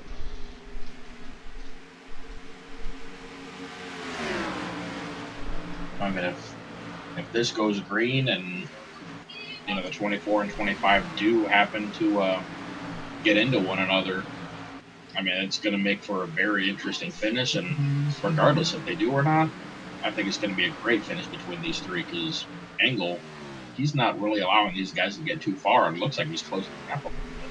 He is closing the gap. And here's the thing with these the lap cars. You see these two guys battling side by side, and you see the 99, excuse me, up there. He's going to create an issue because it's hard to go 3 wide with this track, especially. Looks like they're going to single file it out here. Kind of probably a smart play at the moment. We're going 3 wide into the corner on worn tire, 15, 20 lap old tires with a lap car underneath you. Usually spells bad, a bad recipe brewing right there. So it looks like the 57 thought about pulling down underneath the 91 of Chad, but decided against it, especially with that lap car being down there. So it looks like he'll just regather it and rethink his strategy one more time here. Yeah, and these guys definitely had to have slowed. Well, it looks like the 24's checking out a little bit, but it looks like the 25 is decided to back down a little bit. The 91 and 57 have tightened the gap a lot. They're all over the 25 now. The 57 dipping inside the 91 to take away third. Yep, and we're in here on the roll bar here. Watching, let's switch to the gyro cam real quick. Get an idea of the banking in these corners and the speed they're carrying. And you see how bumpy and old this is. Well, this is the oldest surface on the circuit. Auto Club was there was the oldest surface, but we're no longer racing Auto Club, so this is now the oldest surface on the track, on the circuit. We're going to be coming back here later in the year. Atlanta personally is one of my favorite tracks because, like I said, it's a driver's track. Tires play a big role. Being a driver who's one to save your tires for the end of a run is ideal. Looks like Trevor almost got into the 91 there. He'll pull up alongside him, inside of him here in the 3 and 4. Looks like Chad just got a little bit snug, and the 57 just got a much better run out of the corner. Looks like he'll take over. So, nope, 91 is challenging back to the outside there. You can get a good look. Looks like Blade is just kind of hanging back there watching these things unfold. Looks like the 91 is going to try to dive it down low. Ooh, Trevor's going to block a little bit. That was a ballsy move right there, blocking a little bit right there, trying to keep Chad behind him. Not something I would do, but. Oh, me neither. I mean, with about 80 laps to go, I mean, if he wants to go, let him go. Let him eat up his tires. You save yours, you'll get him a little bit later on in the outlet from down the road. But, I completely agree. You know what? More power to you. He made it work, and fortunately, they didn't wreck each other. They did not wreck each other, but Chad's going to stay behind him. I think Chad's probably thinking, well, go on, buddy. Ruin your stuff. I'll just sit back here and watch it. Blade is also thinking the exact same thing. Blade's like, all right, boys, I'll just save my tires. Think about where you got, kind of watch your lines, what you're running, kind of watch your car fall off, and then I'll come right back to the front. Because we're going to go back to the front here and watch the 24 and the 25. They are basically trading this position lap after lap. One gets a run on the inside, pulls a slide job, pulls it up in front of the other, and then they repeat the same thing in the next lap. It was the 91 around? Oh, we were just talking about him. Didn't mean to cut you off there, but definitely did not expect to see that. Just happened to look back down on my screen in time to see the 91 coming across the 56's nose. Back it up here. Did he get loose? We're going to do a chase and find out. It looks like the 56 just came up the track a little farther than he intended to. Yes, he did. Did the 91 keep it off the inside wall? Spin it around. Don't hit the inside wall. Oh, he's going to clip it just barely. Ooh, Yeah, that was close. A little bit of cosmetic damage on the nose there, so we did a really good job to not destroy the front end there. Yep, that's the biggest key, is keeping those RPMs, I'm thinking, underneath the car. Like I said, sometimes less RPMs can play a role, but you want to keep those RPMs as long as you can. We don't have any fast repairs here, so you need to, like I said, keep your car intact as much as possible. All right, so here we are, lap 75 to go. We know they're going to have to pit here and then possibly one more time. Yes, one more time it looks like, depending on when they pit. Like I said, we'll pull this up here. Race analysis here. Pit road. The fuel window is between 34 to 38 laps. We have 75 to go. So if they pit here, run it out 34 laps, that puts them at what, 40? That's going to be a stretch to the end. Some of these guys might be able to stretch it 2 more laps. I'm thinking here you want to run this tank out all the way to 0, all the way to nothing, and then pit is what I'm thinking. Yeah, that's definitely the strategy I had on Monday. But I noticed there were a lot of other guys that thought, I'm just getting into that window, short pit, try to catch everybody else off guard, see what can happen. It's going to be interesting to see how many of these guys are watching the 24 and 25 just swap back and forth and really not lose any ground on the field, and how many guys behind them watching that are going to think, well, let's try to short pit and then catch these guys off guard and maybe hopefully steal a win. It's actually not a bad idea if they short pick, because 5 or 6 laps can make a huge difference on speed. Sometimes half a second or more. So this is going to be an interesting end here with some of these strategies playing in. Looks like everybody that's on the lead lap has decided to hit. But nobody's going to stay out. I'm almost tempted to say if I was not a leader and I was in the back, I would probably stay out, run that tank out. That way it gives me a little bit of cushion. But then again, doing that, you can also end up losing touch with the leaders, trying to be a little bit too slow. And by the time you actually realize what you've done, you're already half lap or more behind, and that is going to pretty much take you out of the running for the win. So, oh yeah, and that's definitely the thing. To piggyback off what you're saying about the guys that are maybe a lap or 2 down. Do you stay out, run your car completely out of fuel, pit, and just kind of give yourself that little bit of cushion? Because with the way the race has been going, we've got 10, 11 cautions now, not counting the stage ends. There's got to be another caution coming, at least one more, with the way this race has been going. So do you take that chance of, banking on at least 1 or 2 more cautions coming to get a lap back on the wave around, or screw yourself over with they're going to run green for the rest of the way? Very good point.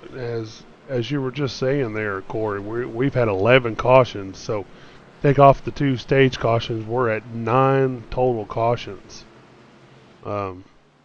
For wrecks or incidents, iRacing is deemed a necessity to throw a caution. So, and we're, like I said, we're over halfway of the race, so we'll cut 2 cautions off of that. Right now the average is looking about 5 or 6 more cautions are expected by the end of this race. So, but these guys have settled down now, so that might not be the case, but it's something that would play into my mind. And we're going to get at least 1, 2, maybe 3 more cautions.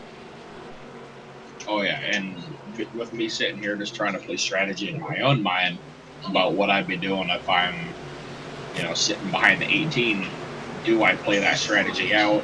Do I stay out, run my tank out, and just try to play the best strategy game I can to steal a win, or do I just fight with the leaders? Yep. That's it. Lots of strategy in this race. Lots of strategy. So the 42 got a good restart there with the 24 and the 57. Looks like the 57 and the 42 are going to drive by the 25 here for positions 2 and 3. Vincent Arthur's still going to hold the lead though. Oh, looks like the 25 got around the 57. Looks like he'll go to work on the 42. The 42 without a little bit of damage. Looks like that 25 is going to pull up alongside him here in 1 and 2 and possibly get clear of him. Nope, looks like the 42 is going to pull back in front of the 25. 25 is going to duck it down low. They're going to swap back and forth. You know Vincent's loving watching this side-by-side racing. Looks like 25 is going to get clear of the 42 this time. I will give it to Mr. Sissy. He may be struggling a little bit with tightness in that car, but and no front clip, but he is willing. He is driving the wheels off that thing. Oh yeah, if we had to give an award for driver of the night for sure, I'd give it to Susie. I mean, with a car that badly damaged and he's fighting his butt off in third, I mean, phenomenal job to wheel that car to me. Phenomenal is right, that is for sure. Well, I am hoping they're going to stay green here for a little bit. I'm going to say let's tune it up one more time. Let's let you guys hear the engines roar and watch the battle of them.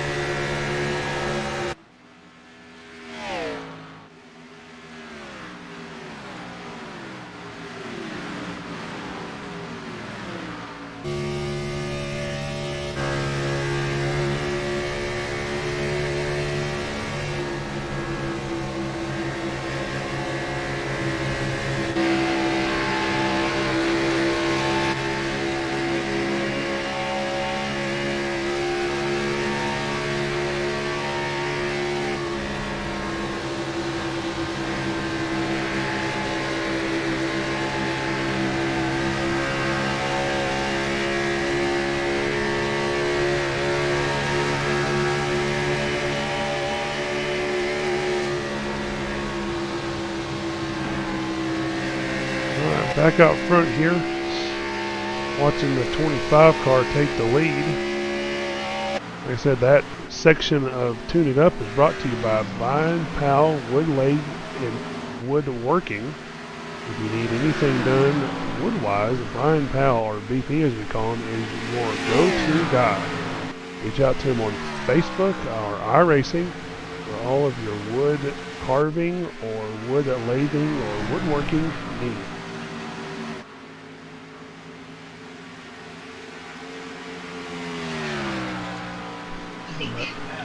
Looks like the 93 Dalton Tucker decided to call him the 94. Yep, looks like he parked it for the evening. He is done. He is putting it on the trailer and going to hit the local McDonald's. I do not know. He's had a rough go of it. I know he's probably biting at the tooth watching the 25 lead this race when Dalton knows that he could probably be up there with him fighting for this lead at the moment. It is a hard pill to swallow sometimes. Let's go back further in the field here. Let's go look at that. Looks like the 91 of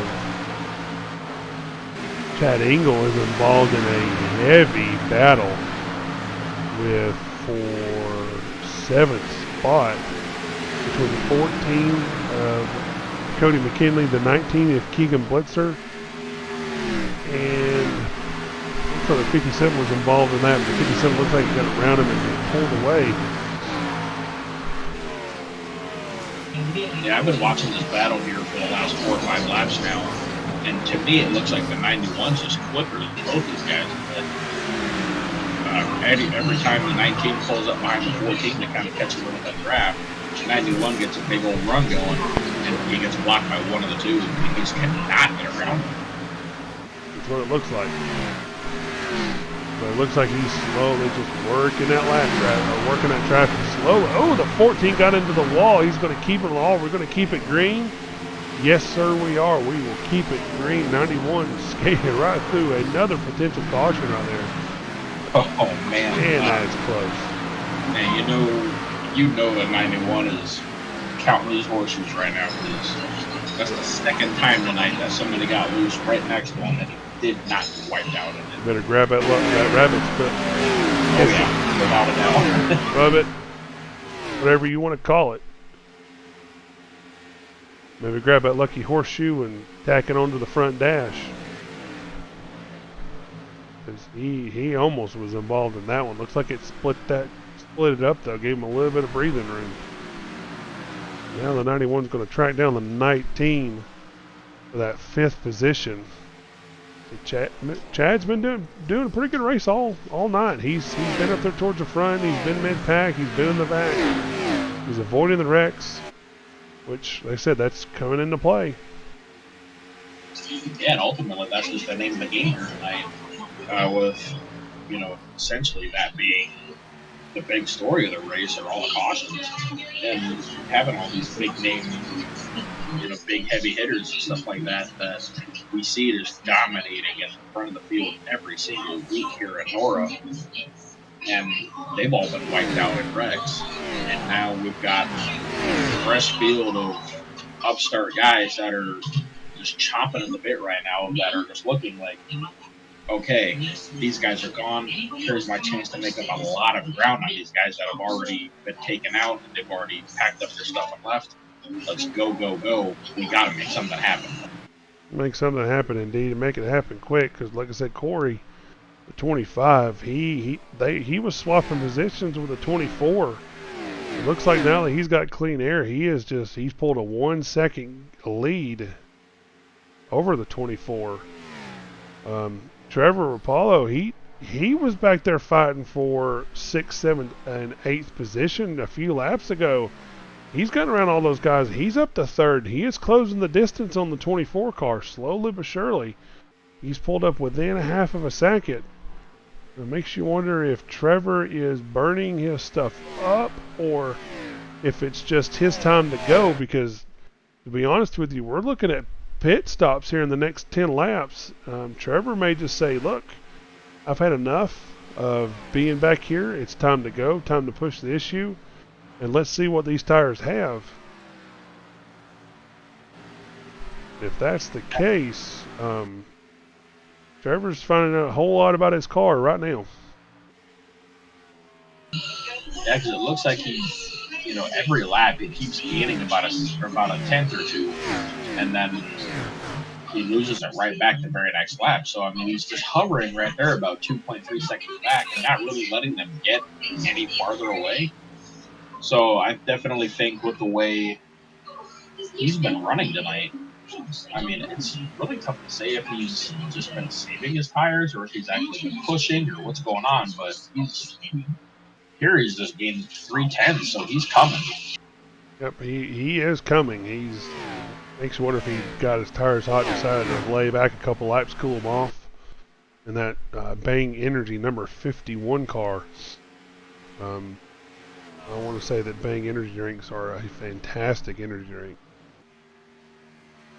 Actually making me wanting one now, but I'm going to have to go to bed here after a while. So, looks like he's driving that Bang Unicorn paint scheme, which is kind of a, that pink and light baby blue color.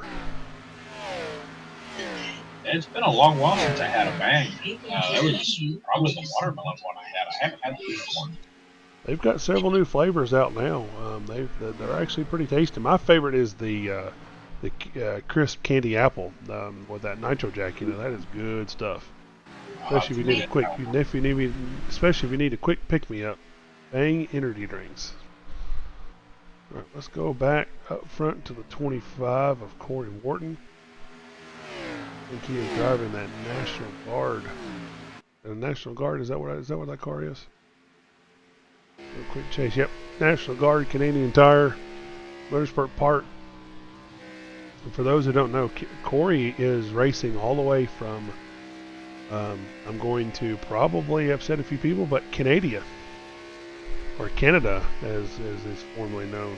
I like to call it Canada. That's where he's racing from. He hails from, I'm not sure which province he hails from. If he wins the race, we might have to ask him. See which province he's in. That Outlaw Motorsports Chevy, or Camaro, he is keeping it up front. Like I said, looks like Vincent Arthur is pulling back. Corey had a full second lead, but Vincent's closed it down to 0.8 of a second. Trevor is closing the gap pretty quick. Of course, as we were talking to Joshua Susi, the 42 car, he was having some, like I said, some damage issues. So he's 4 seconds back at the moment. So like he said, he was thinking towards the end of the run, he would not have anything for these guys, and he was definitely predicting it correctly. You know what? There's one guy that we're not talking about, and he's been lurking back there, just kind of biding his time. Is that 19? No, not the 19. Yes, the 9. Well, who was that? It was not the 19. It was the 19 of Keegan Blitzer. He's been saving his car, saving his tires, and he is, like I said, he's only 4 seconds back. He was close to 5.5 a few laps ago. He is slowly closing that distance back up to these guys. As we're at 46 to go, which is not enough. There's no way you can save enough fuel to go 46 laps. But we're at lap 30 of this run, so I mean these guys are looking to pit in the next 10 to 11, 12 laps. We're going to see when they hit pit road. I have to kind of keep an eye on it. Like I said, Vincent's closed the gap a little bit to Corey. He's closed it down to 0.9 of a second. But Trevor is lurking. He is a 1.1 seconds back, which is roughly about 0.3 behind Vincent. He is just kind of biding his time, saving his stuff, and letting the car come to him at the end of a run, which makes you think if he can be close enough to that leader after these pit stops, what is he going to have for the lead car if he is not the lead car after these pit stops? Yeah, it definitely got me wondering what's going through his head right now. Because like the 25 and 24 just got so small on his windshield, and now he's all over Vincent's bumper again, and it's definitely going to make the rest of this race very interesting with how close they're all getting bundled back up again. It is very true. It looks like that number 18 of Cody McKinley is fighting for stay on the lead lap or get his lap back, one of the two, or is that the 25? Maybe that is the 25. Oh, hang on, let me look and see what numbers we have here. There's several numbers that 25, that's Corey. Who was that car that's out in front of him? Is that, yeah, that is McKinley, that is the 18. Some of these numbers kind of, they change paint schemes almost every week, so sometimes I get confused on who is who. So was the new world of NASCAR. It's very true. I was talking to my wife the other day about when NASCAR, we finally started getting back into it again, and she was telling me that she had no clue who half the drivers were. She was telling me that Ryan Newman should be driving the 39 car and or the 31 car, either one of those two. He's driving the 6 now, and she's like, "What? There's no way." So, like I said, the ever-changing driver seats of NASCAR. So Vincent has pulled it back down to under half a second. He is 3/10 off of Corey right as we close in on the beginning of possible pit stops. Trevor is right there. Makes you wonder if Trevor's just been following Vincent, saving his tires, keeping them, keeping that downforce off the front of his car to keep from burning up those front tires. He's just kind of lurking. He's kind of reminds me of Kevin Harvick, like, as they used to call him, the closer, just kind of lurking, watching, waiting for that moment to strike. Yeah, that's definitely the way it seems, because he's really kicked in the afterburners here in the last 5-10 laps or so. I mean, being from almost 5 seconds back of the lead, and now he's all over the leaders. Yeah, he is all over the lead. And they're gonna, like we've talked about a little bit ago, they're gonna be pitting here any minute now, and a few guys have already started to pit. It looks like, because we had almost 10, 11, 12 on the lead lap. Looks like we've got 2 or 3 just pitted. 14 is pitted. We're 38 laps. We are now within that pit window. They could pit now and probably make it to the end. So, question is, when do you pit? Do you pit now and get? Looks like the 24 possibly is pitting. Looks like he may be putting that hand out the window to come down pit road. He's slowing it up. 25 is pitting. 24 is definitely pitting. Oh, 24 almost is going to miss pit road. Is he going to get on it? No, he missed the entry. That'll be a penalty. Ouch.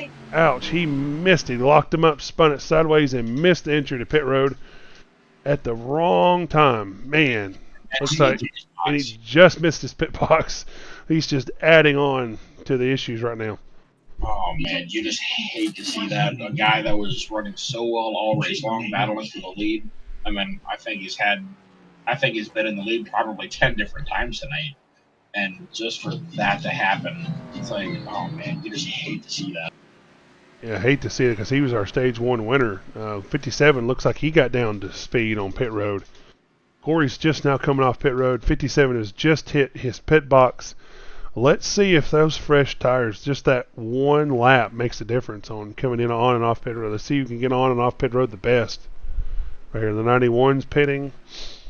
Looks like everybody's come down pit road but the 8 of Ernie Ludwig. Looks like he's going to try to stay out as long as possible. Let's go look at his car. Nope, he is coming to pit road now. He just stayed out a few extra laps just to see if he could get lucky and pop a quick caution. Sometimes that happens. Looks like he'll get down to pit road speed. Oh, wow. The 24 just disconnected. Oh, man, you hate to see that.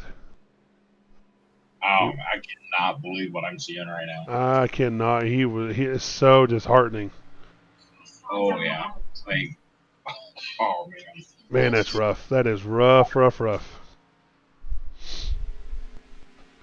get back here on 25. Should take over the lead here, possibly. Looks like the 57 and the 24.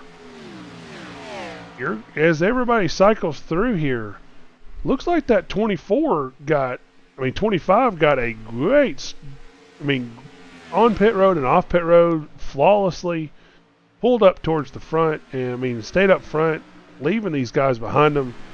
And he's going to, it looks like he's going to gap to the 57 by a good, almost straightaway. So he gained 2, 3, 4 seconds right there. Let's see what the seconds comes through. Let's 57. He gained 6 seconds on the 57. Wow. Wow, that is a huge jump. That's big. That's one hell of a pit stop. That's an amazing job getting on the pit road. Amazing job in your pit stall. Amazing job getting off of pit road and getting up to speed. Phenomenal driving from the 25. Yep. Very, very nice 25. That was a very, very, it looks like the 57, the 56, if they want to catch Corey, they're going to have to kick it into overdrive and get after it right here, which it is probably going to burn their tires up a little bit quicker than they want to. And when they get there, are they going to have enough is the question. Yeah, and right now we're in the middle of the longest brake flag run that we've had all night long, and at the back of everybody's mind right now, you're just trying to focus on hitting your marks with every single lap, but they're all thinking, when's that caution coming?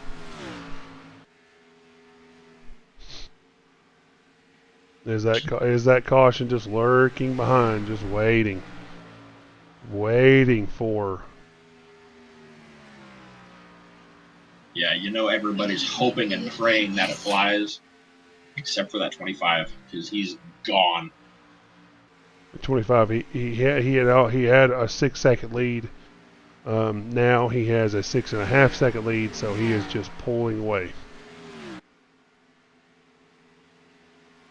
Yeah, the way it's looking right now, unless the 57 does have something that he's hiding that we're not knowing, this race is all the 25 right now, barring anything that happens to the 25.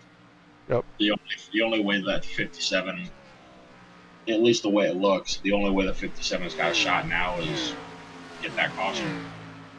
That is a good point, and we'll bring the cautions back up again. We've had 11 total cautions, with 2 of those being the stage breaks. So in total, we've had 9 total cautions for accidents involving drivers. And we're going to subtract maybe 10 laps off of the caution, maybe 8 to 10 laps off, because about 30 laps have been under caution for that. So we've had 24 total lead changes. We got 29 laps to go. We definitely know they have enough fuel to make it to the end. We're going to see if that 25 is just gapping. It pulled out to almost another second over the second place car, Trevor Rapallo, by 7.2 seconds. So looks like that 24 is definitely in the catbird seat. He has just kind of put it in cruise control. The thing that I wonder right now too, these guys most of these guys gotta have at least another set of tires left for this final run. If you're sitting there in second, third, or fourth, do you throw a Hail Mary and pit here in about 10, 15 laps to get those fresher tires, knowing that the 25 still has to pit again, and hope that pitting that much sooner will be that much of a difference? Well, I don't think the 25 has to pit again, because we had roughly about 37, 36 laps to go when they did pit, because he pitted 11 laps ago. So they would put him at lap 38. So I mean, the fuel window is 34 to 38 laps. So I don't think I think the 25 is in. I mean, he doesn't have to pit. I think if he keeps his stuff together, he does not have to pit again. But if a caution comes out, the question is, the 25 is definitely, if you're in the top 5, you have to pit. There's no doubt. If you've got any tires left when the caution comes out now, you better hit pit road, because otherwise you're just tossing that win right out the window. Oh, I completely agree. And I think it also depends on, how much fuel these guys are going to use up as well, because we're roughly 26 to go right now. They should be good to go, but with so many of these guys all spread out now, it's going to be a lot of your own gas that you're using instead of soaking up that crap from somebody in front of you. It's very true, because let me tell you what, Trevor just turned on the wick. He dropped it from 7 seconds to 5.5. Trevor has now decided to put it in what we call race gear, and he is on the wheel and he is getting after it. Either Corey had a little bit of an issue or Trevor is back at it, but I'm thinking Trevor's turned the wick up. He is, yep, he just closed it down to almost 5 seconds. He has definitely turned the wick up on Corey, which he's going to apply some hard pressure here, making Corey think about his strategy, or his Corey. I mean, I don't think Corey's letting off right now at the moment. The 25 is just, he's in it. I think he's just kind of cruising. But the 57, he's going to try to close the gap here and see if he can at least challenge for the win, make it interesting. And here's hoping he does, because he just got it to within 4.5 seconds now. And he's coming quick, and the 19's not really gaining any ground behind the 57. So here very soon it's going to be a, Corey Trevor show. You're correct. 4.5 seconds. Let's see what it is at this line. Let's take a look at the fastest laps and see if that has changed at all. Nope. Dalton Tucker still at the top with Brian Jones. Ooh, looks like Brian Jones jumped up there. Donald Etcher, Tony Monge, and Nick all under 29 second, 7 laps. So that has not changed at all. But right now, looks like it's under 4 seconds. He is definitely closing in on that leader, Corey. He's now under 3.5 seconds. Makes you wonder if Corey's letting off and trying to just save his tires and letting Trevor burn him up. But, I mean, we're down to 3.5 seconds now. That is a huge jump. We're almost down to 3 seconds. Yeah, and now we've got the 19 and 56 that are closing the gap a little bit as well. It makes me wonder if the 25 isn't just trying to save his tires on a longer run here. Because essentially just picking up 4 seconds in 3 5 laps. 6 laps now. Yep. He's definitely. He's got to be letting off to save a little bit. And if not, holy cow, that 57 is flying. He's got it tuned up, that is for sure. Now he's down to under 2.5 seconds. Ladies and gentlemen, this is going to get interesting quick.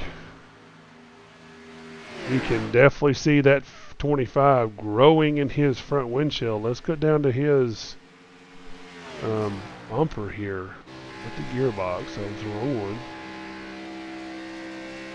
I'm going to look on the nose.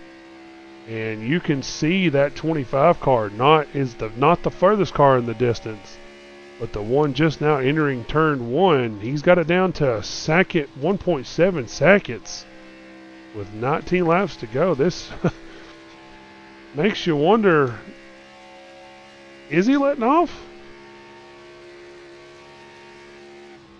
Or is that 57 just turned the wick up that much? I mean, he's going to have it under a second when we close here over the start-finish line. I feel like the 25 is saving. He's not even. Yeah, he's turned it up now. I've been watching 25 here for about a lap now, and he never once got over 8,000 RPMs, and now he's turning it up now. Makes you wonder what kind of strategy is he playing. That's I will give it to him. That's an interesting strategy. I would not allow him to close down that much of a gap, because now he can sniff your draft, and he is there. You make you mess up one time, you're looking at his rear bumper. He's definitely got a lot of confidence. I'll give him that. Yeah, because for about two laps there, before he kicked it back up, he was hovering around 7,700 RPMs, and now he's kicked it into high gear again. Or is he going to run out of fuel? Is he that close? That is true. I think, a lot of these guys, I mean, it might be real close with how strung out a lot of these guys are. And, I mean, that's going to be really interesting here at the end, because we've still got about 15 laps to go. And they've been running now for getting relatively close to about 20 laps now.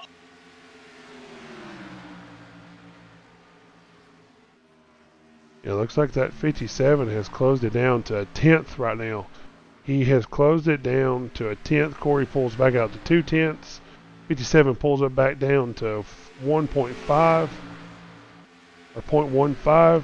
57 is looking to his outside nose.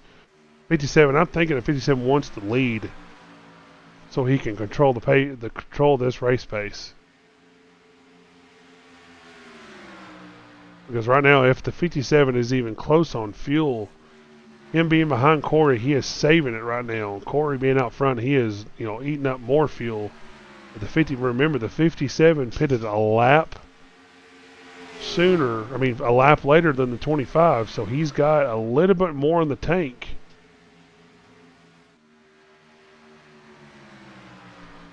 So, like I said, this is going to be definitely an interesting finish to the end. 14 laps to go. 57 is all over the back bumper of the 25. Oh yeah, and I definitely did not expect this to happen. I guess the only way I saw this happening is potentially the situation of the 25 running short on fuel and having to save, and it might be the problem. Guess we won't find out until the race is over here. No, we won't, but the 57 is bearing down on that 25. If the 25 is saving fuel, he's not. If he was before, he is not now, because the 57 is pushing that issue, saying, if you're going to run out, I'm going to make you run out. I'm going to push your car until you run out. Oh yeah, there's no saving anymore. We've got about 10, 11 laps to go. There's definitely no way they're saving anymore. It's go time. It is go time, that is for sure. Looks like I said, this 57 on the long run was a much faster car. We're going to find out if that plays into a role right here, because he was 2 to 3 tenths faster. Let's look at the speeds at the line this time around. See what the difference is. And we got some more pit stops coming here. The 9 is jumping on in right now. Yeah, some of these guys I think are not going to make it on fuel. And if I remember correctly, a lot of these guys pitted a lap sooner than the 25 did. They did. So if they're already pitting, then these guys are cutting it close, really close. And are we going to see some of them coast over on fumes, or is the 3rd, 4th, 5th place car going to just kind of roll on by because they're saving enough fuel? Looks like the 57 is going to drop underneath the 25 here. I don't know if he's going to be able to clear him or not. Looks like 25 is going to have a little bit extra of a run. 57 is going to pull back behind the 24. 10 laps to go. That last lap, the 57 and the 25 almost the exact same lap times. 57 is pushing it hard though. You can tell he is wanting by that 25. Is trying high, trying low, trying anything he can do to get around him. Yeah, they're right now. That last lap, they were 31.8, 31.8. They are exactly the same lap times right now. They are matching each other on pace. So if that 25 is going to run out of fuel, that 57 is pushing that issue. He is pushing them to run out. And it kind of makes you wonder as well, inside of 10 laps to go here now, what is the 57 going to do if he's still in this position with about 2 laps to go? I mean, is it just going to full send a Hail Mary into the corner, get to his bumper to get him loose, or is he just going to try and, do what a lot of people say they'll do and just try to win it clean?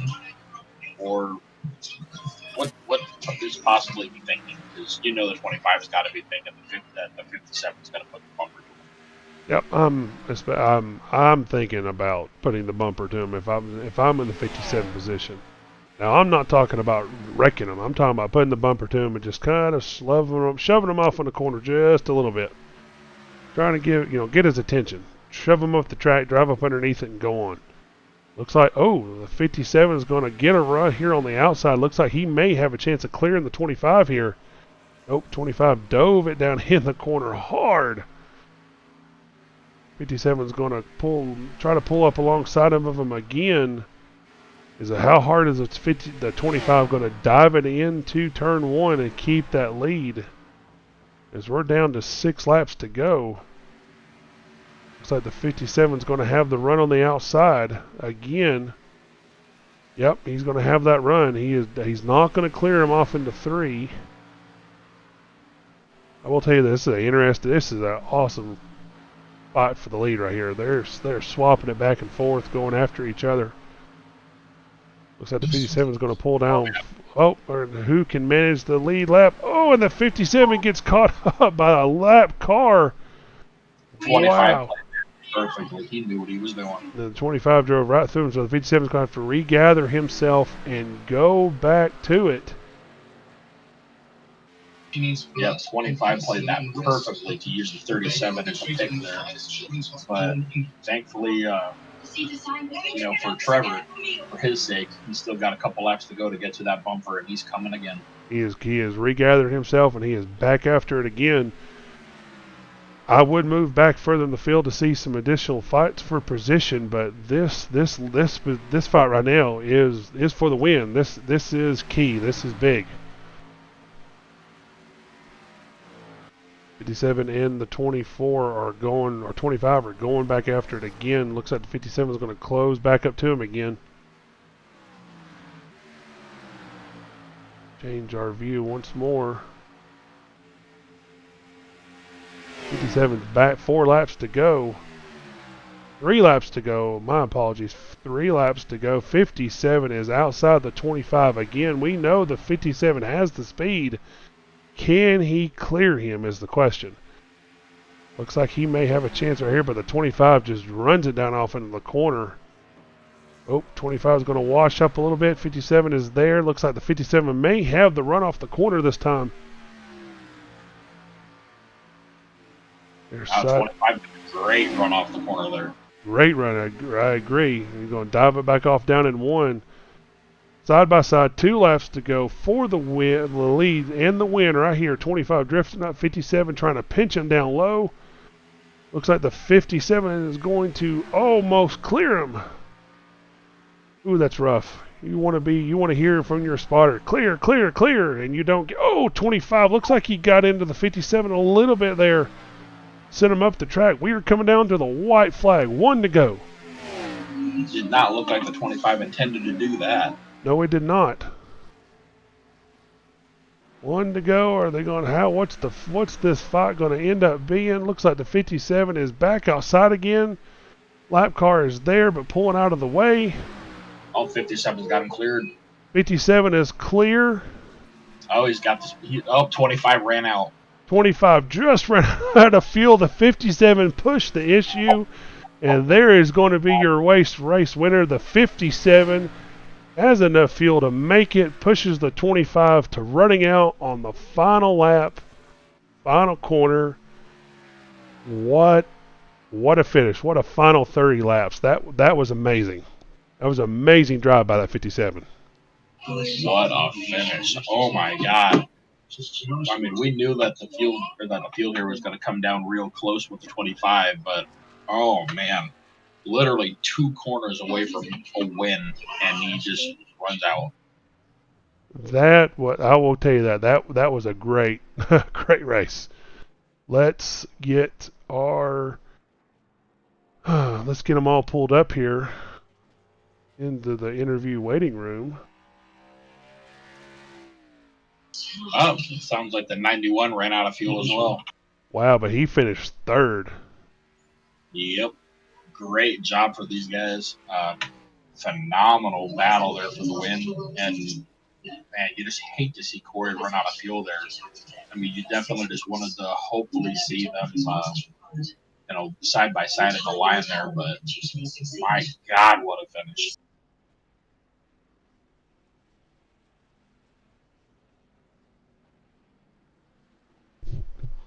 All right, we'll take a moment and we will gather everybody, all of our top 3 finishers, and we will be right back.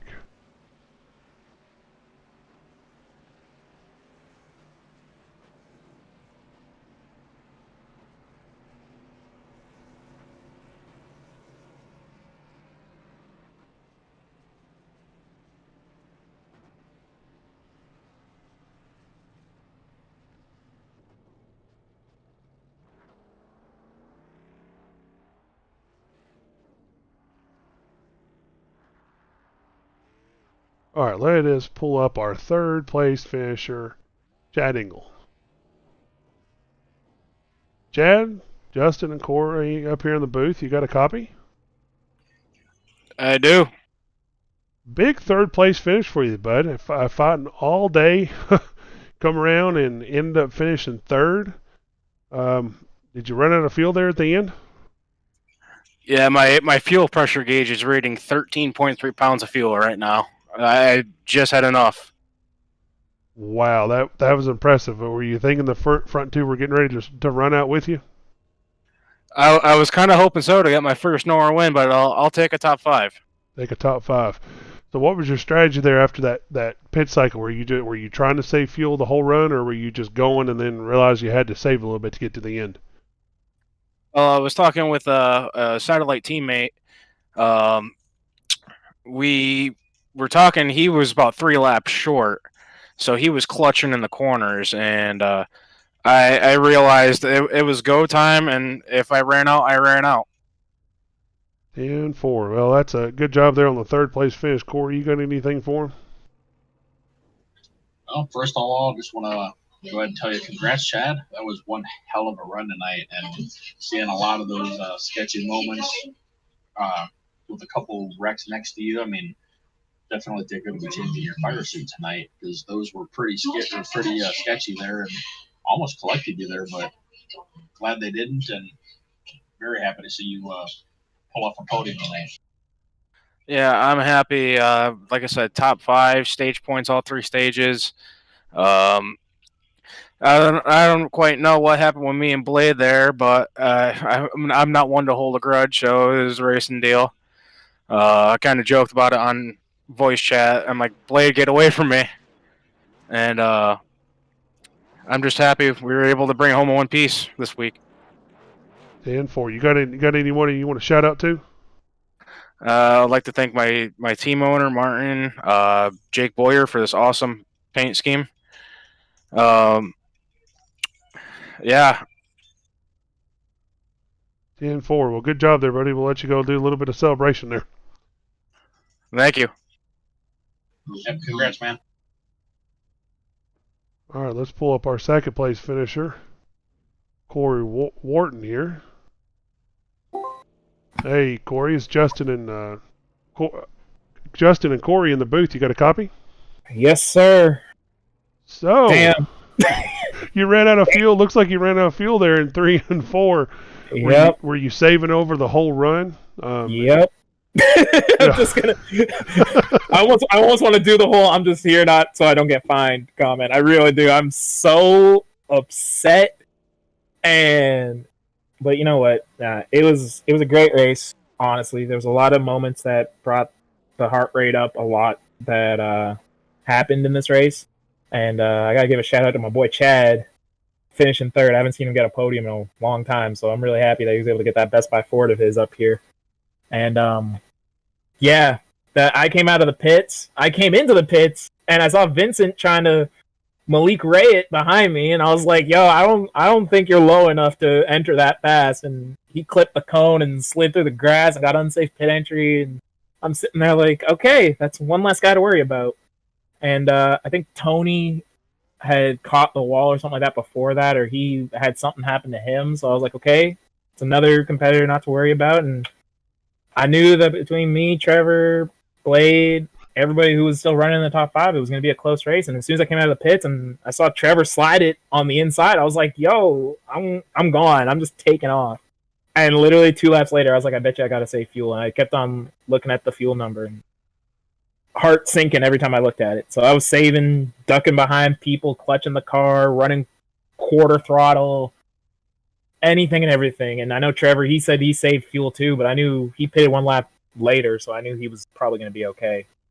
And yeah, but you know what? End of the day, it's a good run, especially after what happened at Phoenix last week. I did get loose. I thought I was going to save it before the 93 hit me, but it is what it is. You know, wrecks happen. And yeah, it's a good points day. Led a bunch of laps. Too bad we don't get a bonus point for leading the most laps, but it's okay. We still got a point for leading the lap. We finished well in the stages. I think we finished 3rd and 9th. And end of the day, we did the National Guard proud. So thank you to all the servicemen and women out there that protect both your country and mine. So Damn, I'm so mad that I didn't get that win, though. Well, I wanted it that bad. I understand completely. So I was going to give you a chance to shout out, but you've already taken care of it. So Well, of course, I want to make your job easy, and Yeah, thank you you did. for doing the broadcast, man. It's always professional, and I just really do appreciate all that you, Conover, and everybody who even participates in the league. It's no fun when it's one car. When it's this many cars and we're all running together, it's a good time. So, congrats again to Trevor. Yep, definitely a good time. Well, go angrily celebrate your second place finish there. Yeah, I'm gonna go throw a natty light or something. 10-4. All right, good second place finish there. Thank you. All right, let's bring up our first place finisher, the guy who saved enough fuel to get to the end, Trevor. Hey, Trevor, this is Justin and Corey in the booth. You got a copy? Hey, guys, I got you. So, looks like you saved just enough there, and Corey didn't save enough right there towards the end. So yeah, that's right. I started sputtering after we took the checker, kind of coming out of 2. So yeah, I barely made it, about a half a lap. Wow, that was we seen you lose about 6 seconds of time there on Corey. Looks like Corey just got off and on pit road a whole lot better than you did, but well, I can tell you, coming in was fine. Pit stop was fine. Coming out, I got too low. I didn't take that bank section, and I started to lose it on the bottom and saved it just before the cone to get back up on the track. That's where I lost that time. And at that point, yeah, I thought I'd lost that race. So I knew at that point it was go time. I'd calculated the fuel just kind of quickly in my head. I'm not very good at math, but it worked out really well. When those guys pit a lap before me, I thought, okay, I'm just going to, because we were battling 1, 2, 3 before that round of pit stops. And I figured if I stay out one more lap, I know it's going to be close, but I'll be better off than they will. And I kind of, tucked in behind Corey once I had caught up to him and clutched it a little bit and just got some draft a little more off throttle time, and just managed to save enough. 10-4. Yeah, you definitely had the car speed on the long run. So yes, so we didn't get many of them tonight, but the I was hoping for them, and those last 2 worked out well for me. 10-4. So Corey, you got anything for him? Yeah, man. Congrats on the win tonight. Thank you. Without a doubt, hell of a job driving that car, and an amazing battle between you and 25. Hell, I guess you and a couple other guys too, because you were just battling all night long with you and Chad, you and Corey Wharton. Man, I can't even name how many guys you were battling with all night, and you did a phenomenal job to avoid wreck after wreck after wreck. Yeah. Phenomenal job driving tonight. Phenomenal job with a lot of stuff. I mean, just wow. I mean, with the 3 guys right here on the podium that have the cleanest cars of the race, it's amazing. And first of all, what were your thoughts when you saw all of these heavy hitters that just dominate NORA races week in and week out? What were your thoughts when you saw these guys just get picked off and wrecked like one after the other? Yeah, I mean, I guess I hate to see it, for those guys, but I'm happy for myself. I've been, running this Cup Series, not every week, but when I do, since I'm not, I don't think I'm running for points, so I'm starting in the back. And definitely it's tough getting through that field without getting into something. I think I've finished the last 4, 5 races, with a loss of power. So, I never really had a chance to get up there. And with all those wrecks tonight, I knew that was going to be the key. Just kind of stay clean, take it easy. A lot of those guys were just going for it, from lap 1. And if you want to finish these things and have a chance to win, you got to keep the car clean. So that was definitely a key tonight. And I made a special effort to do that, to keep it clean, not push it too hard. As soon as we'd, go green after a caution, and a lot of guys were just going for it. I mean, I saw leaders getting into each other on, lap 17. It was, some of that stuff is, it's ridiculous. If you want a chance to win the race, there's just no reason to do it. So I watched that all happen in front of me, and was lucky and turned to the bottom when cars were spinning in front of me, and yeah, just survived for sure. Oh yeah, I mean, you definitely did a great job to keep your car clean, as did Chad and as did Corey, and that final battle between you and Corey was the best battle that I've seen here in a while that I've watched.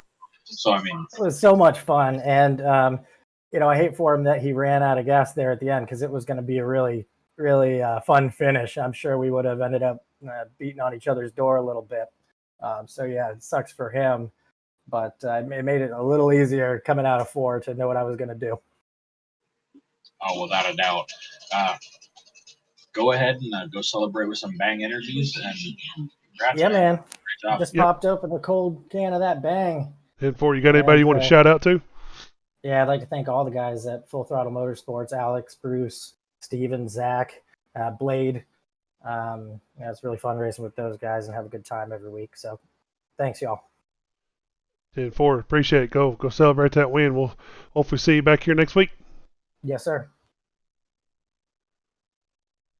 All right, that was our first place finisher, Trevor, and he comes home the first 2021 Atlanta Motor Speedway winner. I would look to see these 3 cars back up towards the front at the end, at the second race of the season, on the second time we come back here.